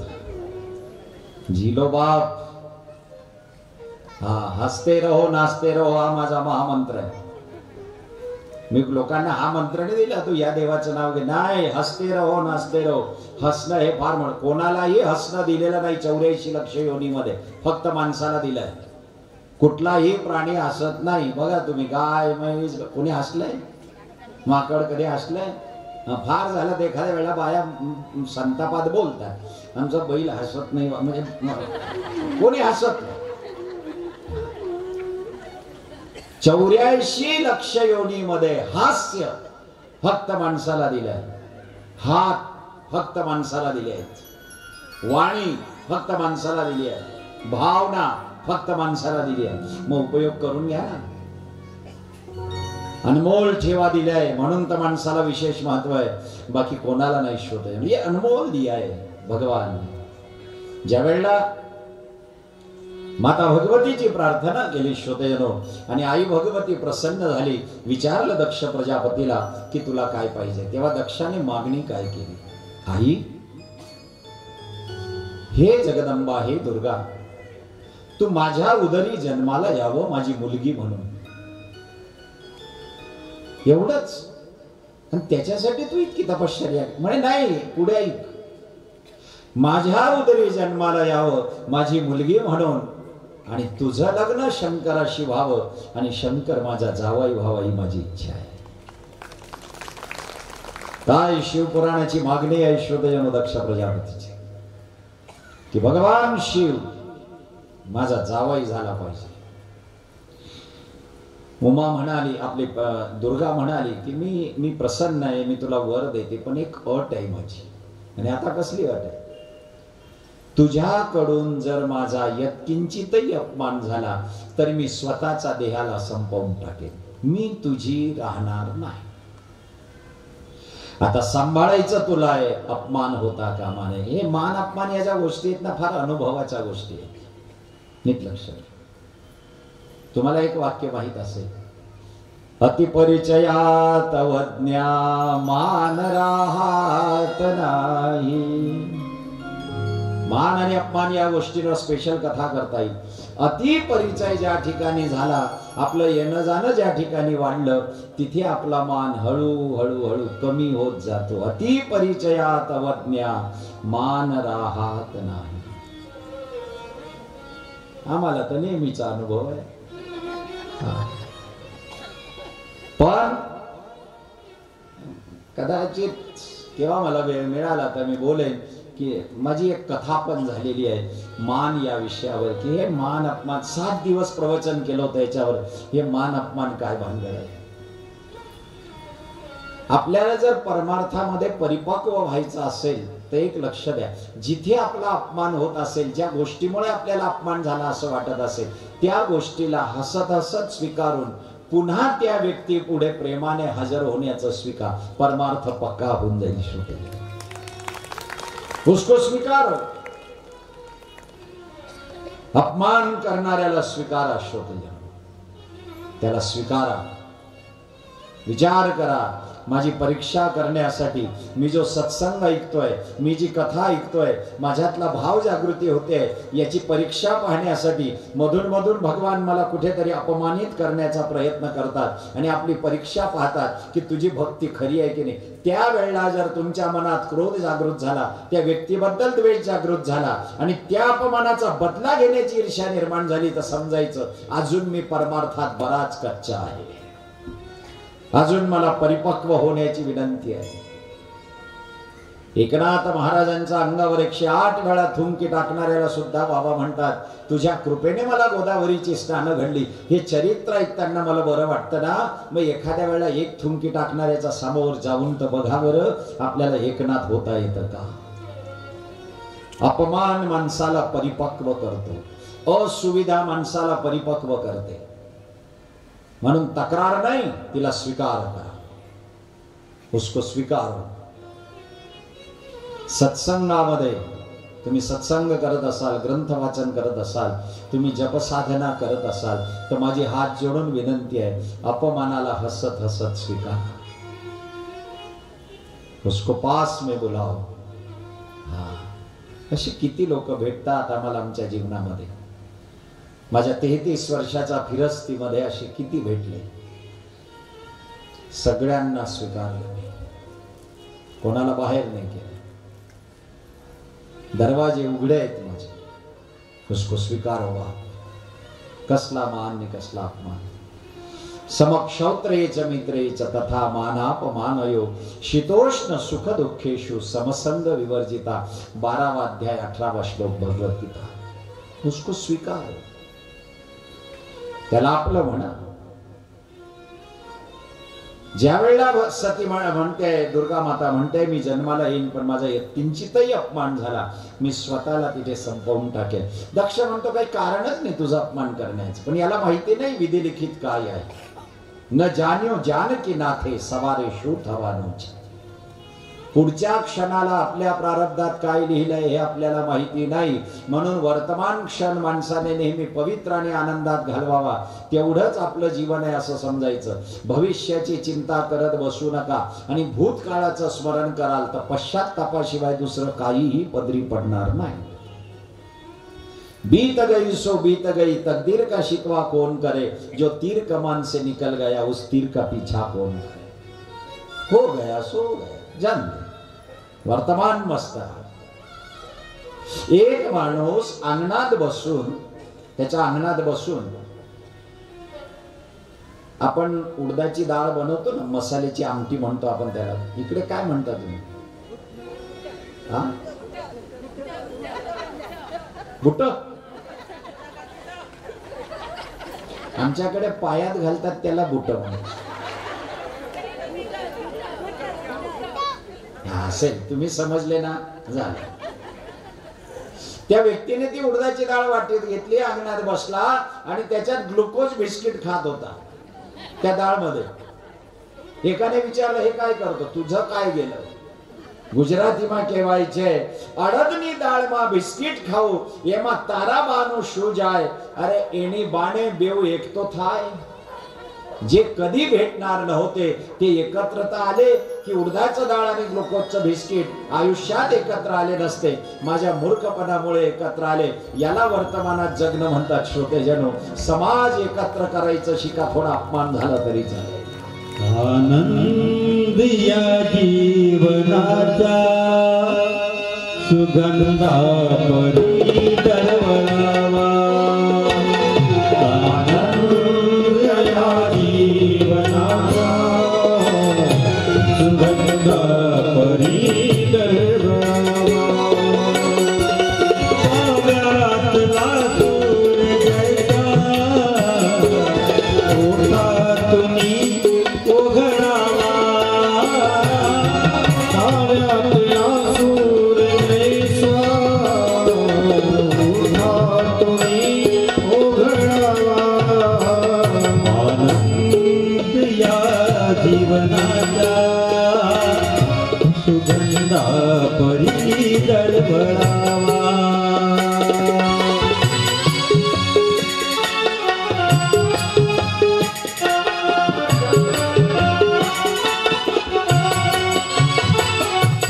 जीवन जगता सोनी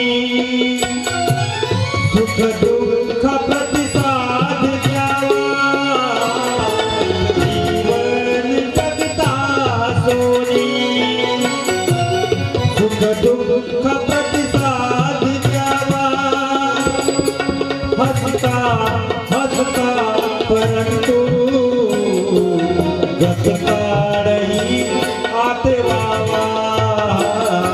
आनंद या जीवनाचा सुगंधा परी दरवळावा. आनंद या जीवनाचा सुगंधा परी दरवळावा. दक्ष प्रजापतीने विरण नावाच्या प्रजापतीची मुलगी वारिणीच्याशी लग्न केलं. तिला 10,000 संतती होते, पण नारदाचा सांगितल्यानुसार ते वैराग्य संपन्न झाले, ते निघून गेले. नारदाला शाप दिला दक्ष प्रजापतीने की तो एका जागेवर कधी राहणार नाही, तू माझ्या मुलांना गृहरहित केलं. नंतर या दक्ष प्रजापतीचा विवाह स्वयंभुव म्हणू आणि शतरूपा यांना ज्या 3 मुली झाल्या, आकुती, देवहूती आणि प्रसूती, पैकी प्रसूतीची याचा विवाह होतो आणि मग याला एकूण या ठिकाणी 60 मुली होतात. या 60 मुलींपैकी धर्मराजाला 10 मुली देण्यात आल्या. कश्यपाला 13, चंद्राला 27, अंगिराला 2, कृशाश्वला 2, अरिष्टनेमीला 4, अग्नीला 1 आणि शंकराला 1 देण्यात आली. तिचं नाव आहे सती. जी माता दुर्गाने दक्ष प्रजापतीच्या उदरी अवतार घेतला होता. ब्रह्मदेवाने सांगितलं की दक्षा, भगवान शंकराला तुमची मुलगी द्या. योग्य वर आहे, योग्य वर. लग्न हा विषयच असा आहे श्रोते, विवाह. म्हणून मी काल तुम्हाला सांगितलं ना कि शेर शेरनी से डरता नहीं है, क्योंकि वो प्यार करता है, शादी करता नहीं है. पति अपने पत्नी से डरता बहुत है, क्योंकि वो शादी करता है. पुढचंच नाही येत मला का.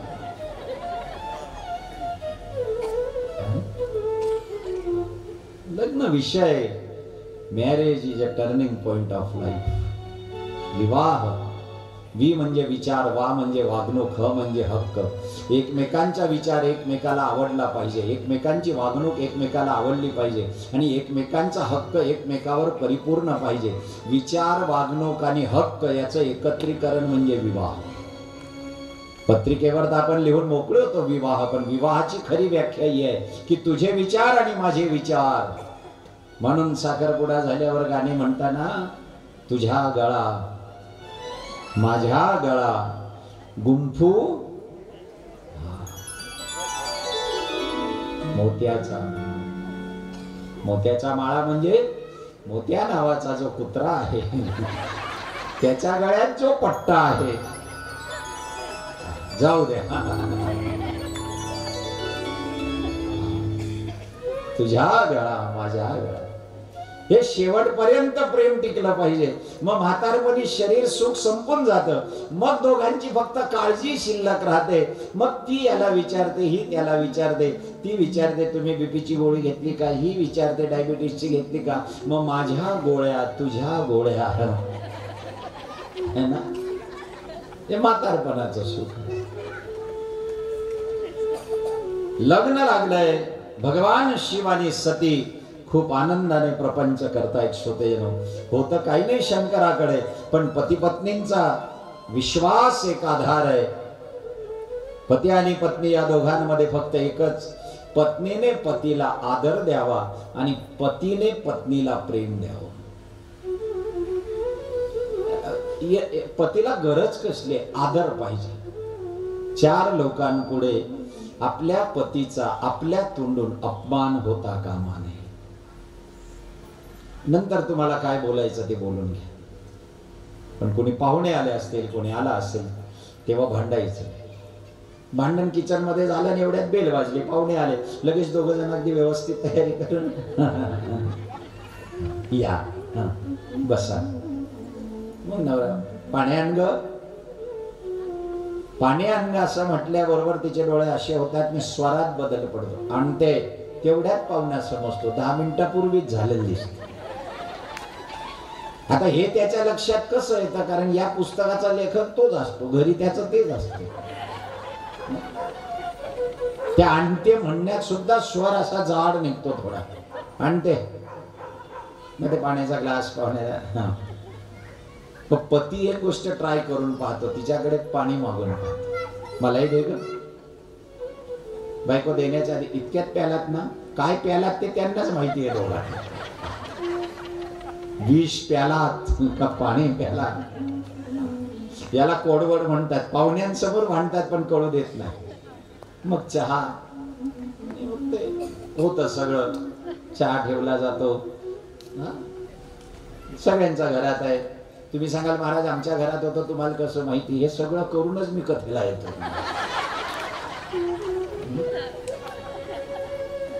उरलेल्या दिवसात हेच करतो मी. ज्या वेळेला श्रोतजनो भगवान शिव आणि पार्वती या दोघांमधलं प्रेम हे एक आध्यात्मिक जोडी आहे. एक वेळा घटना अशी घडली, ऐका. सतीचे वडील दक्ष प्रजापती यांना वाटलं की सरस्वती नदीच्या किनाऱ्यावर हरिद्वारच्या थोडं पुढे गेल्यानंतर एक कनखल नावाचं तीर्थक्षेत्र आहे. या कनखल नावाच्या तीर्थक्षेत्री आपण बृहस्पती सौ नावाचा यज्ञ करावा. वाटलं त्यांना की आपण यज्ञ करावा, काही वाईट नाही. पण मनुष्य गडबड कुठे करतो नीट आहे का. भाव सुंदर होता, यज्ञ करण्याचा भाव चांगला होता. या तीर्थक्षेत्राची जागा सुद्धा निवडली गेली. कनखल नावाचं तीर्थक्षेत्र आहे, सगळं खरं आहे. पण विचार केला की यज्ञाच्या आधी आपल्याला सर्वांना काय काम द्यायचंय याची एक प्राथमिक मीटिंग सभा घेतली गेली पाहिजे. आणि दक्ष प्रजापतीने सर्वांना देवदेवतांना पाचारण केलं श्रोतजन आणि बोलवलं सर्वांना. या सभा भरगच्च भरली आहे आणि सभेचं अध्यक्ष पद दक्ष प्रजापतीने स्वतःकडे घेतलं. आता विचार असा येतो की सभा जर तुझ्या कामाची आहे, सभा तुझ्या घरी आहे, मग अध्यक्ष दुसऱ्याला केलं पाहिजे. पण दक्ष स्वतः अध्यक्ष होते. काय कारण असेल श्रोतेजन. दक्षामध्ये अहंकार खूप भरलाय. तुलसी रामायणामध्ये बालकांडात एक चौपाई आलेली आहे. बड अधिकार दक्ष जब पावा, अति अभिमान हृदय तब आवा. ज्या वेळेला दक्ष प्रजापतीला थोडासा अधिकार मिळाला श्रोतेजन, गाइएगा रघुपति राघव राजाराम वाजवा तो बरं.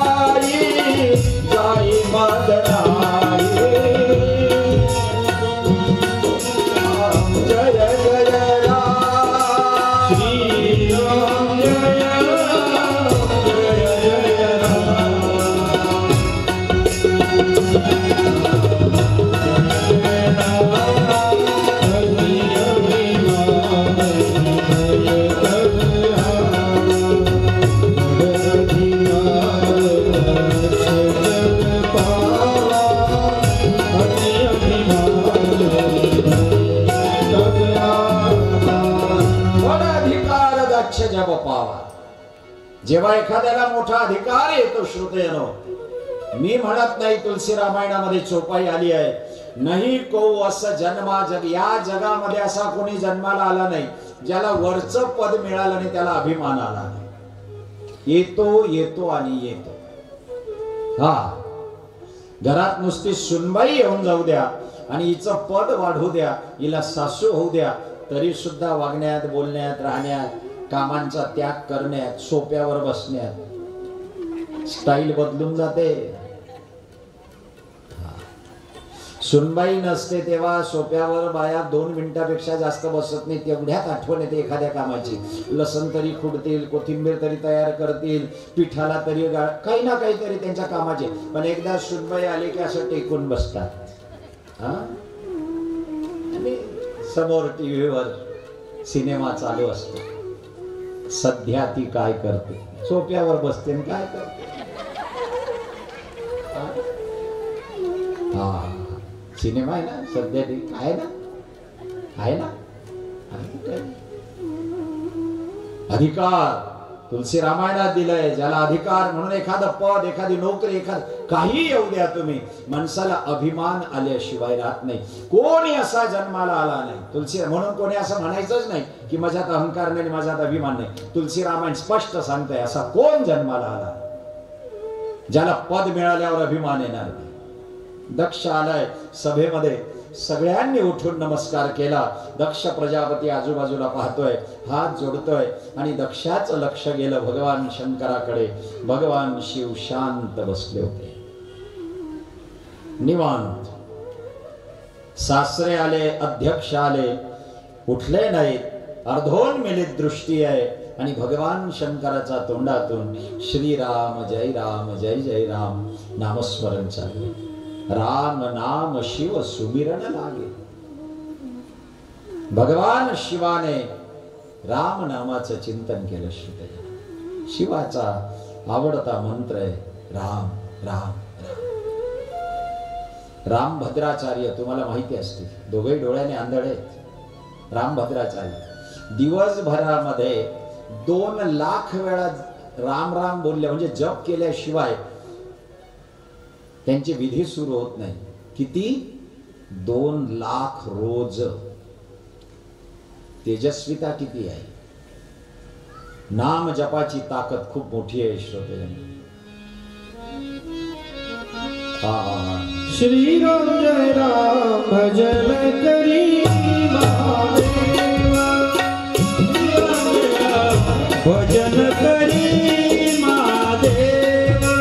श्री राम जय राम भजन करी महादेवा, श्री राम जय राम भजन करी महादेवा. राम तुझी सदा शिव, राम तुझी सदा शिव.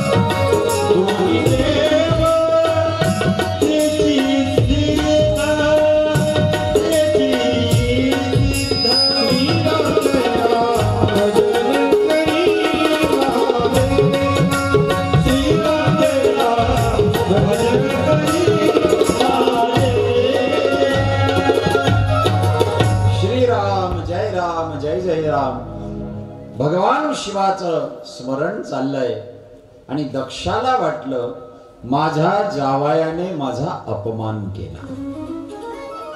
अपमाने ना फक्त वाटतं माणसाला, होत नाही.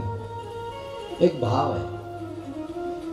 भगवान शिव उठले नाहीत म्हणून दक्षाने सगळ्यांसमोर जावायला, हे नराधम, हे जोगड्या, हे अंगाला भस्म लावणाऱ्या, स्मशानात राहणाऱ्या, तुला संसारिक जीवाचा कुठलाही व्यवहार माहिती नाही, प्रेताच्या सान्निध्यात राहणारा भूतनाथ. इतक्या शिवे इतके शब्द दिल्यानंतर सुद्धा भगवान शिव शांत आहेत. आणि विशेष सासरा बोललाय. आताच्या जावयाने विचार करा बरं, एवढं जर सासरा एखाद्या मंडपात बोलला तर जावई काय कार्यक्रम करेल. जिचा काही अपराध नाही आधी तिला पाठवून देईल, मला तुमची मुलगी नको. भगवान शिव निवांत उठले. हे शिकायचंय शिवपुराणातून. शिवपुराण बाकी काय देईल ते मला माहिती नाही, पण जीवन जगण्याची उत्कृष्ट कला देत आहे. भगवान शिव निवांत उठले. दक्ष प्रजापतीला नमस्कार केला. वडील बंधू पित्या समान असतो, सद्गुरू पित्या समान असतात, तसं पत्नीचे वडील म्हणजे सासरे पित्या समान असतात. तुम्ही माझे वडिलांसारखे आहात, बोललात म्हणून मला राग नाही. भगवान शिवाने नमस्कार केला, सभा त्याग केला, निघून गेले आणि सरळ एका दगडावर बसून समाधी अवस्थेमध्ये लागी समाधी अखंड पारा तपश्चर्या करू. काहीही बोलले नाही, भजन करतायत. समोरच्याने अपमान केल्यानंतर आपल्या स्वभावातून 5 प्रतिक्रिया बाहेर पडतात. त्याच्यातली एखादी प्रतिक्रिया आपण बाहेर पडतो. आता तुमचं तुम्ही ठरवा काय.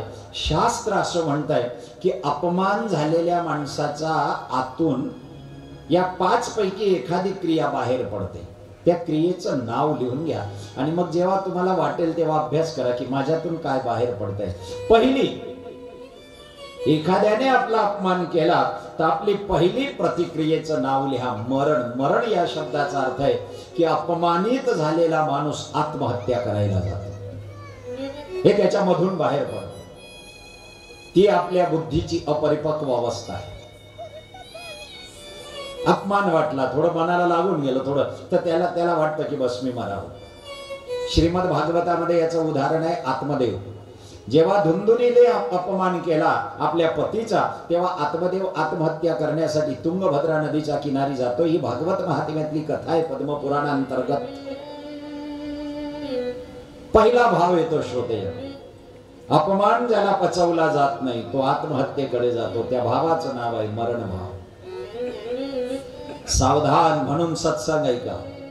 अपमानाला हास्यात परिवर्तन का करायचं. माणूस डिप्रेशन मध्ये जात नाही.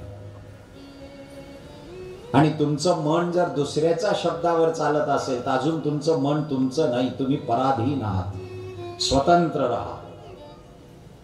कोणाचा बोलण्यावर मी दुःखी होत आहे म्हणजे माझं सुख दुःख दुसऱ्याच्या ताब्यात आहे, काहीही फरक पडायचा नाही. म्हणून त्याला आमचं शास्त्र म्हणतंय निर्लज्जम. याला म्हणतात खरं की आपल्यावर परिणाम होऊ द्यायचा आणि तू तेरा द्यायच बाबा. ठीक आहे. अपमान झालेल्या माणसाचे 5 भाव बाहेर पडतात. त्याच्यातला पहिला भाव आहे मरण भाव. भागवताचं आत्मदेवाचं उदाहरण आहे. दुसरा भाव मारण भाव. मारण भाव म्हणजे तो मरत नाही, त्याला समोरच्याला मारावंसं वाटतं. याचं उदाहरण काय शोधतंय.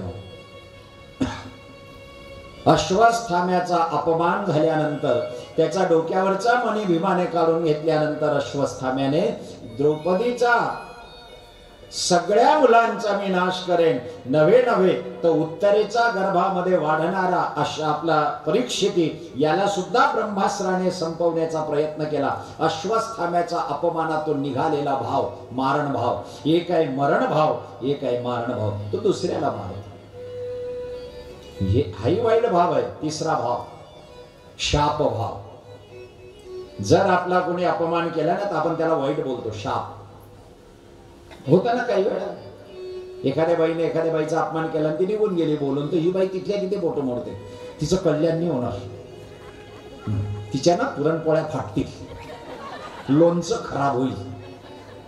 शापही देतात तर असा देतात त्या शापात काही ठिकाण नाही. तिचं ना लोणचं खराब होईल, पुरणपोळ्या फाटतील, पुऱ्या फुगणार नाही तिच्या मेलीच्या पुऱ्या. शाप बऱ्याच वेळा अपमानाचा परिणाम आपण दुसऱ्याला शाप देतो. याचं उदाहरण आहे, अंबरीषाने जेवण केल्यामुळे दुर्वास ऋषींना राग आला की माझ्या आधी भोजन करणारा अंबरीष, म्हणून दुर्वास ऋषीने कृत्या निर्माण केली, श्रोते शाप दिलाय की मी तुला शाप देतो. अंबरीषाचं असं का झालं श्रोतेनो? याला कारण आहे, त्याला अपमान सहन झाला नाही, म्हणून त्याच्यात हा भाव प्रगट झाला की प्रत्येक कथा त्याच्यातून मी निवडलंय. हे सगळं अपमान शब्द याची कथा जेव्हा मी केली, मी तेव्हा हे सगळे मोती निवडले की ऐसा क्यों होता है. शाप. चौथा, एखाद्याचा अपमान झाल्यानंतर सूड भावना निर्माण होते. याने माझा अपमान केला, चार चौघात मी याचा अपमान करेन. याचं उदाहरण काय माहितीये? महाभारतातलं. द्रौपदीच्या तोंडातून निघालेला शब्द अंधे के बेटे अंधे होते है, चार चौघात दुर्योधनाचा अपमान केला, म्हणून दुर्योधनाने सूड घेतला, सगळ्या सभेमध्ये तिला बोलवलं आणि दुःशासनाच्या हातून तिच्या अंगावरची साडी खेचली. याला सूड भाव म्हणतात. त्याने शाप नाही दिला, त्याने मारलं नाही, तो मरायला गेला नाही, पण त्याने माझा अपमान केला म्हणून मी तिचा अपमान करेन. याला सूड भाव म्हणतात. स्वतःचा अभ्यास करा. आता आपल्या अपमानामध्ये आपण कोणते कोणते भाव याच्यापैकी करून चुकलो आहेत. माझी कथा प्रत्यक्ष दर्शन आहे जीवनाचं. समोरच्या श्रोत्याचा बसलेला, श्रोत्याच्या अंतःकरणातला अनुभवाचा भाव माझी कथा बोलत असते. बऱ्याच वेळा सूड येतो मनामध्ये, याने माझा अपमान केला. हो, हा भाव स्त्रियांमध्ये फार असतो. एखाद्याच्या लग्नात गेलं, त्या बाईने साडी दिली, ती साडी जर बरोबर निघाली नाही तर बाया काही बोलत नाही तिला, पण मनात पक्क ठेवता, आता पुढच्या वर्षी माझ्या सोनीचं आहे ना. मग जेव्हा ती सोनीची लग्न होतं, तिला जी साडी देतात, तिचं गोधड जरी केलं तरी, पहिल्यांदा पांघरलं तरी पायाचं पायाकडे, हाताचं हाताकडे निघून येतं. 501 रुपयाचं पाकिट केल्यानंतर मेलीने अशी साडी दिली माझ्या सोनीच्या लग्नात बघा. आणि तिलाही माहित असतं, कारण ती बाई असते की आपण बरोबर दिली नाही, हे आपल्याला बरोबर देणार नाही, म्हणून ती ठेवतानाच 100 रुपये ठेवते. दुःख व्हायचं कारण सूड. मनामध्ये अपमान झाल्यानंतर बऱ्याच लोकांच्या मनात सूड येतो श्रोतेनो. मरण भाव, मारण भाव, शाप भाव, सूड भाव आणि 5वा भाव आहे. अनेक लोक असे आहेत की ज्यांचा अपमान झाल्यानंतर ते देवापुढे बसतात, घळा घळा घळा घळा अश्रू काढतात, स्वतःला काहीही म्हणत नाही, दुसऱ्याला काही बोलत नाही. देवा माझ्या नशिबी असं काय रे. हातात माळा घेतात आणि जपाला सुरुवात करतात. होऊ देत, आता माझा अपमान झाला तर माझ्या नशिबात जे लिहिलं असेल ते. प्रभू माझं प्रारब्ध समोर आले म्हणून माझा अपमान झाला, हे देवा पचवण्याची शक्ती दे, म्हणून भजनाला सुरुवात करतात. त्याच्या शंकराचं उदाहरण शिव पुराणामध्ये भगवान शिवाचा अपमान झाल्यानंतर भगवान शिव समाधीला बसले. म्हणून एक शेर सांगतो, लक्षात ठेवा. कुणी अपमान केला ना, हृदयाला टोचेल बोचेल होतं काही वेळा. मुलांकडून, सुनांकडून कभी कभी हो जाता है. आवडत नाही असे विचार ऐकायला मिळतात, असे शब्द काही वेळा मिळतात. कायम मानात जगलेल्या माणसाला एकही शब्द अपमानाचा मिळाला तरी हृदयाला होल पडतं श्रोतेजन. अशा वेळेला माझा एक शेर लक्षात ठेवा. मेरा एकांत महफूज हो गया. जास्त वेळ एकांतात बसायची सवय तेव्हा लागते माणसाला जेव्हा तो जास्त लोकांकडून दुःखी होतो, अपमानित होतो, त्याच्या हृदयाला होल पडतात. म्हणून तो एकांतात राहू शकतो. याचं कारण ते, मेरा एकांत महफूज हो गया एक कोने में. मेरा एकांत महफूज हो गया एक कोने में, क्योंकि कोई शामिल नहीं है अभी मेरे रोने में. कोणी आपल्या जवळ रडायला सुद्धा नाही श्रोतेला. अपमानित करणारा मुलगा बॅग घेतो, सर्व्हिसला निघून जातो. सुनबाई तयारी करते आणि संध्याकाळी पाणीपुरीच्या लादीवर निघून जाते. पण 4 शब्द ज्या म्हातारीला आणि म्हाताऱ्याला बोललेले असतात ते एवढ्या एकांतात बसतात, एकमेकांकडे पाहतात आणि त्यावेळेला ते म्हणतात की अभी कोई शामिल नहीं है रोने में, मेरा एकांत महफूज हो गया कोने. जास्त लोकांकडून दुखावला गेलेला माणूस जास्त वेळ एकांतात राहू शकतो श्रोते.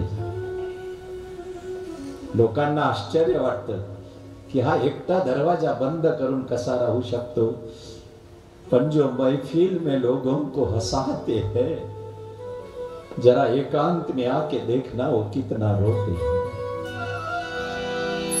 कुछ लोग जमाने में ऐसे भी तो होते हैं, कुछ लोग जमाने में ऐसे भी तो होते हैं, कुछ लोग जमाने में ऐसे भी तो होते हैं, कुछ लोग जमाने में ऐसे भी तो होते हैं.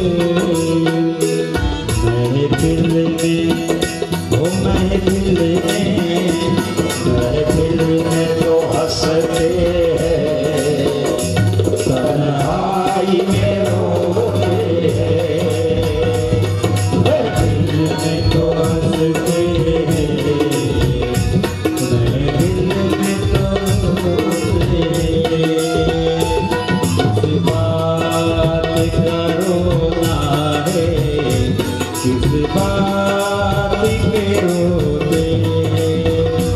कश्ती के मुहाफिज ही कश्ती को डुबोते हैं, कश्ती के मुहाफिज ही कश्ती को डुबोते हैं.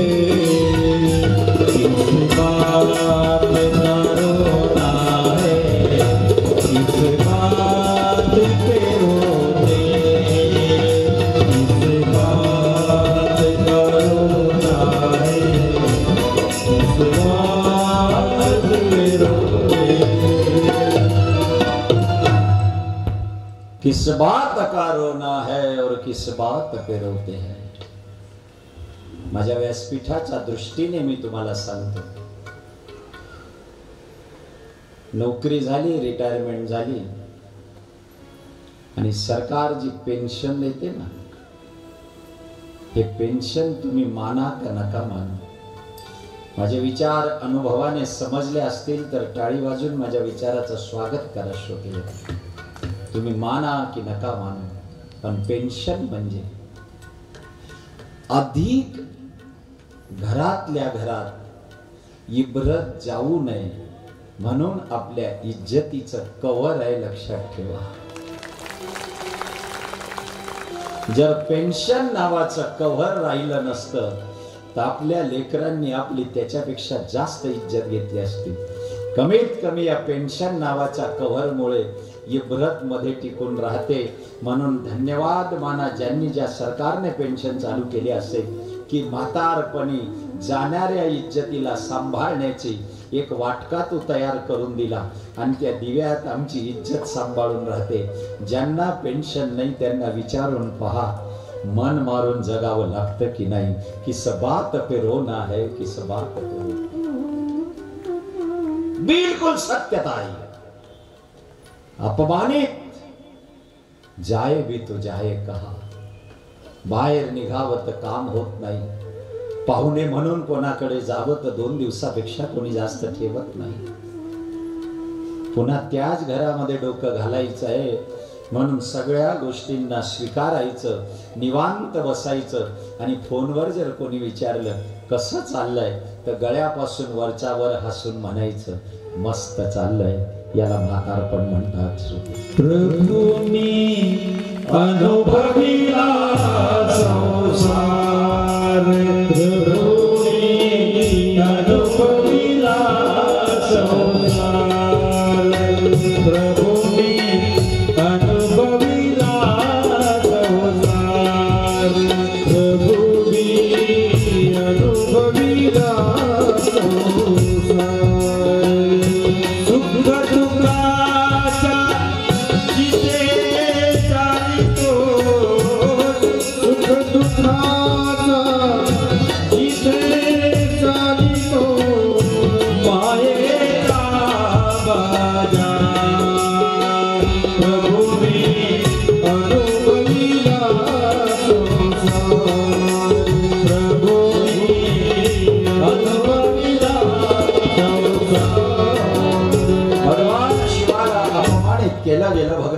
शिवाले समाधी अवस्थेत.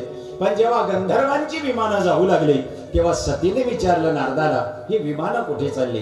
तुझ्या वडिलांकडे बृहस्पती सौ नावाचा यज्ञ आहे, या यज्ञात सर्व निघाले. सती म्हणाले की मला बोलवलं नाही, मला बोलवलं नाही. सती, तुला आमंत्रणही दिलं जाणार नाही. म्हणे का? एक सांगू सती,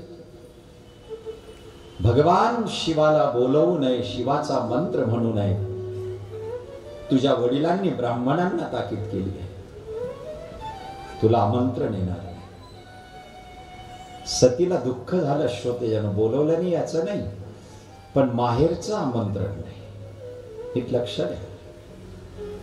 बहुत दिन से मेरे दिल को दर्द नहीं हुआ, मैं सोचने लगा कि अपने वाले कहां गए.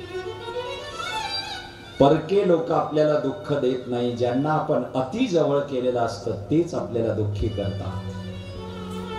हा संसाराचा नियम है.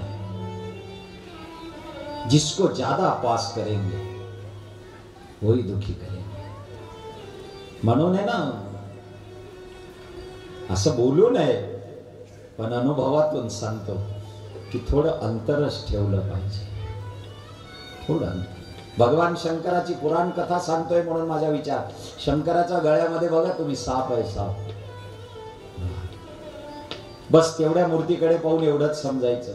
अति गळ्यामध्ये हात टाकणाऱ्याच्या जवळ विष असतं, तो कधी दंश करेल सांगता येत नाही. हे शंकर सांगतो आपल्याला की जो गळ्यामध्ये हात ठेवून आमचा मित्रासारखा भिरून राहिला आहे, तोच एक दिवशी तुम्हाला दंश करेल. म्हणून शंकराची मूर्ती पाहताना तो भाव त्याच्यात सांगितलाय, जवळ विष आहे, सावधान सावधान सावधान. अति जवळचे, अति जवळचे. तसं तर दाखवताना है ना, महफिल में बैठकर सब निंदा कर रहे थे हमारी, महफिल में बैठकर सब निंदा कर रहे थे हमारी. हम जाकर खड़े रहे तो कहने लगे तुम्हारा ही नाम लिया, बड़ी लंबी उम्र है तुम्हारी. जेव्हा जवळ जाऊन आपण उभे राहतो तर आपल्याला काय म्हणतात माहितीये, आता तुमचंच नाव काढलं, समजायचं हे आपलं कसं नाव काढत होते की अभी तुम्हारा ही नाम लिया, बड़ी लंबी उम्र है तुम्हारी. फसवणूक करतात लोक.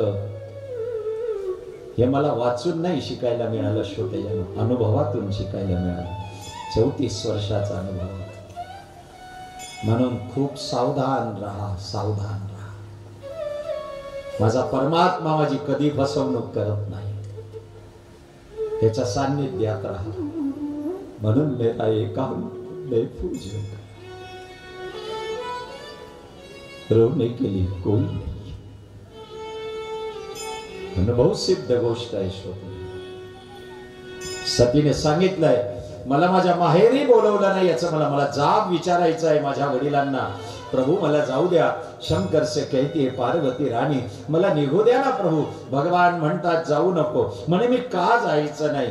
तुला एक सांगू सती, जो बिनु बोले जाऊ भवानी, रहइन शील सनेह न जानी. बिना बोलवण्याचं जर आपण कोणाकडे गेलं तर आपलं काय काय नुकसान होतं तुम्ही शब्द लिहून घ्या.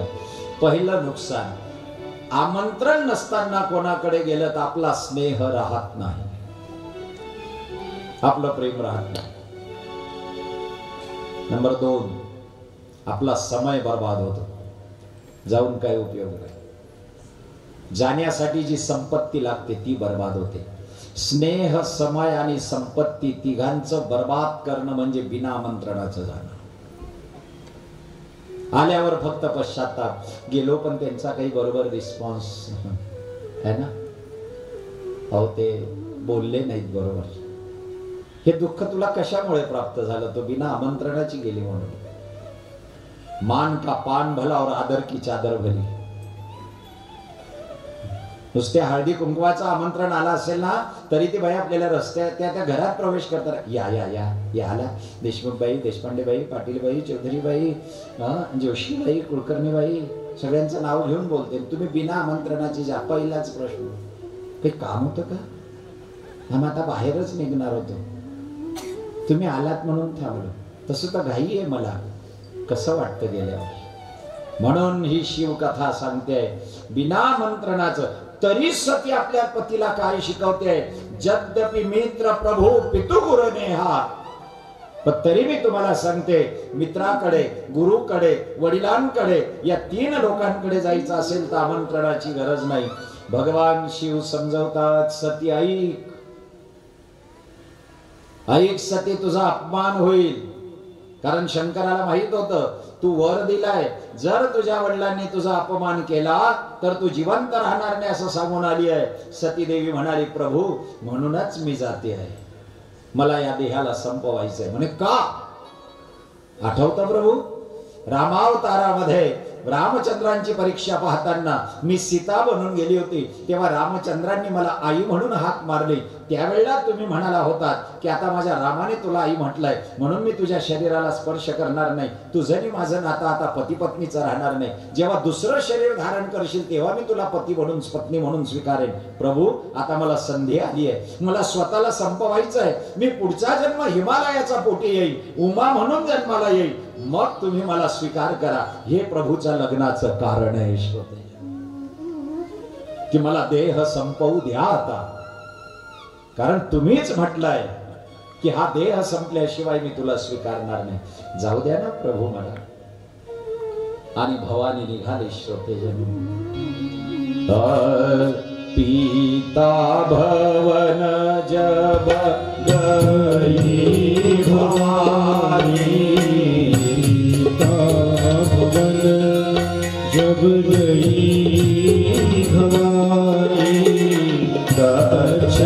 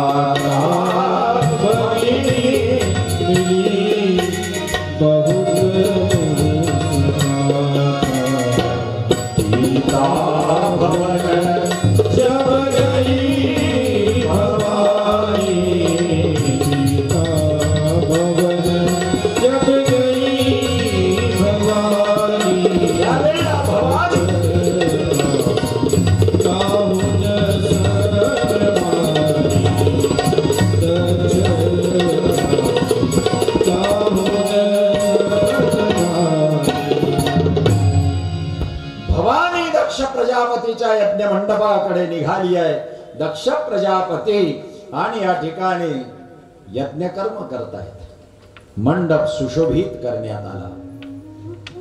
नीट आहे का श्रोते? मंडप सुशोभित आहे. सगळ्या बहिणी आल्या आहेत, फक्त एक भवानी सती नाही. श्रोतेजनो, माता सती निघाली आहे. माझ्या आई वडिलांनी मला आमंत्रित केलं नाही, मला बोलवलं नाही. स्त्रियांना माहेरी अपमान नको असतो, फक्त आशा असते. श्रोतेजनो, आई असते ना तोपर्यंत माहेरी जाण्यात काही वेगळा आनंद असतो. म्हणून बहिणाबाई चौधरीने एका कवितेमध्ये म्हटलं आहे, माय माय करू माय सोनानी परात, मायना बिगर जीव लागे ना घरात. माय माय करू, अरे आई ती आई असते, फक्त सादर भले ही मिली एक माय. फक्त आईने थोडस स्वागत केलं, बहिणी तर उठल्या सुद्धा नाही. श्रोतेजनो, आणि दक्ष प्रजापती यज्ञ कर्म करतो आहे. यज्ञाचा स्वाहाकार सुरू आहे. आणि यज्ञाचा या स्वाहाकारामध्ये अग्नीची ज्वाळा चालते आहे. इकडे येऊ द्या, येऊ द्या, समोर येऊ. दक्ष प्रजापती, माता प्रसूती यज्ञाला प्रारंभ करतायत. यज्ञाचे मंत्रघोष सुरू आहेत. हरि ओम अनो भद्राः क्रतवो जन्तु विश्वतो दब्धासो अपहृतास उद्भिदः देवानो यथा सदमिदवधे असन्नप्रायो रक्षितारो दिवे दिवे. यज्ञ कुंडाचा समोर दक्ष प्रजापती यज्ञकर्म सुरू आहे. यज्ञाचा ज्वाळा चाललेले आहेत आणि सती देवीने पाहिला आजूबाजूला की आई फक्त माझ्यासाठी आली पण कोणी आलं नाही आणि भगवान शंकराचा महामंत्र सुद्धा नाही. आणि सती देवीने विचार केला की हा अपमान मी सहन करणार नाही. काय चुकलं होतं माझ्या पतीचं, माझ्या पतीला बोलवलं नाही. केस मोकळे केले, पदर कमरेला खोचला आणि रागाचा भराट डोळे लाल करून सती नमः शिवाय नमः शिवाय नमः शिवाय नमः शिवाय यज्ञ मंडपाकडे गेले. नमः शिवाय ओम नमः शिवाय हरे हरे बोले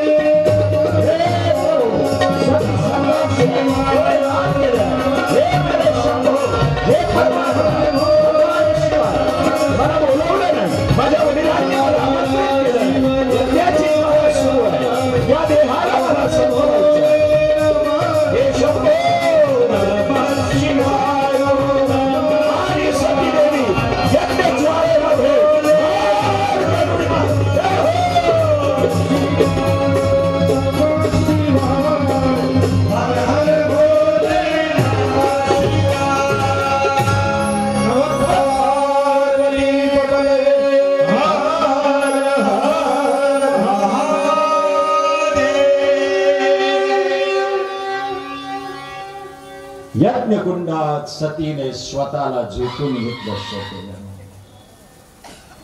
परंतु सती ज्या वेळेला यज्ञकुंडात जाते तेव्हा भगवान शंकराकडे एक सुंदर वर मागितला.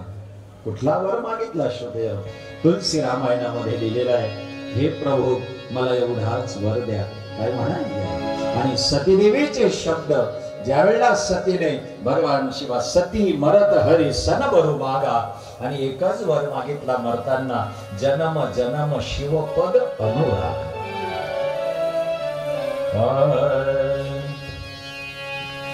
सती मरत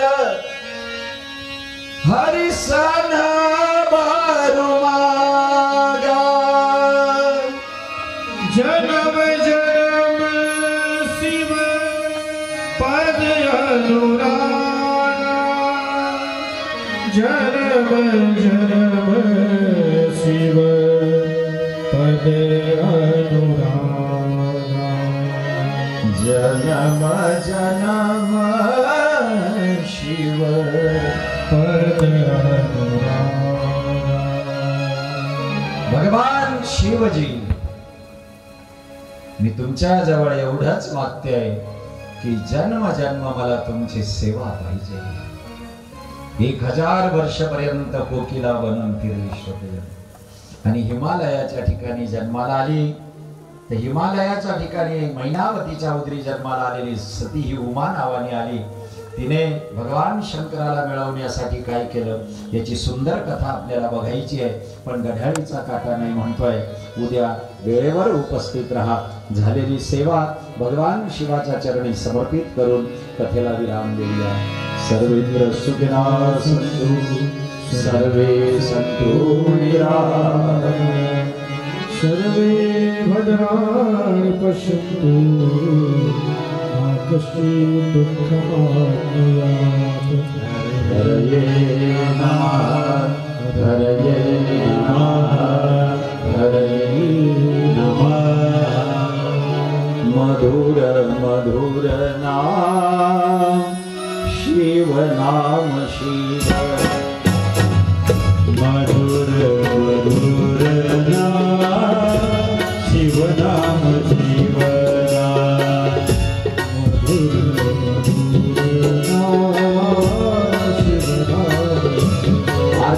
यजमान आरतीसाठी लवकर या.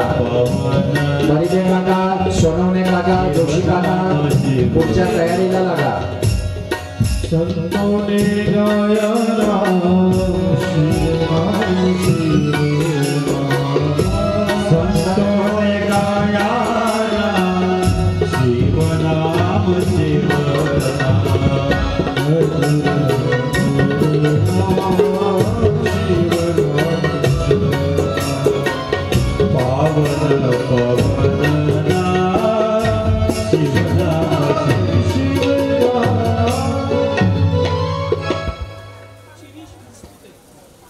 शिरीष भाऊ विस्पुते यांनी दक्ष प्रजापती आणि वा वा भारतीताई आपण सहकार्य केलं. आणि बघा माझी सर्वांना विनंती आहे, कोणाला पात्र करायचं असेल स्वतःहून आम्हाला सांगा. पात्राला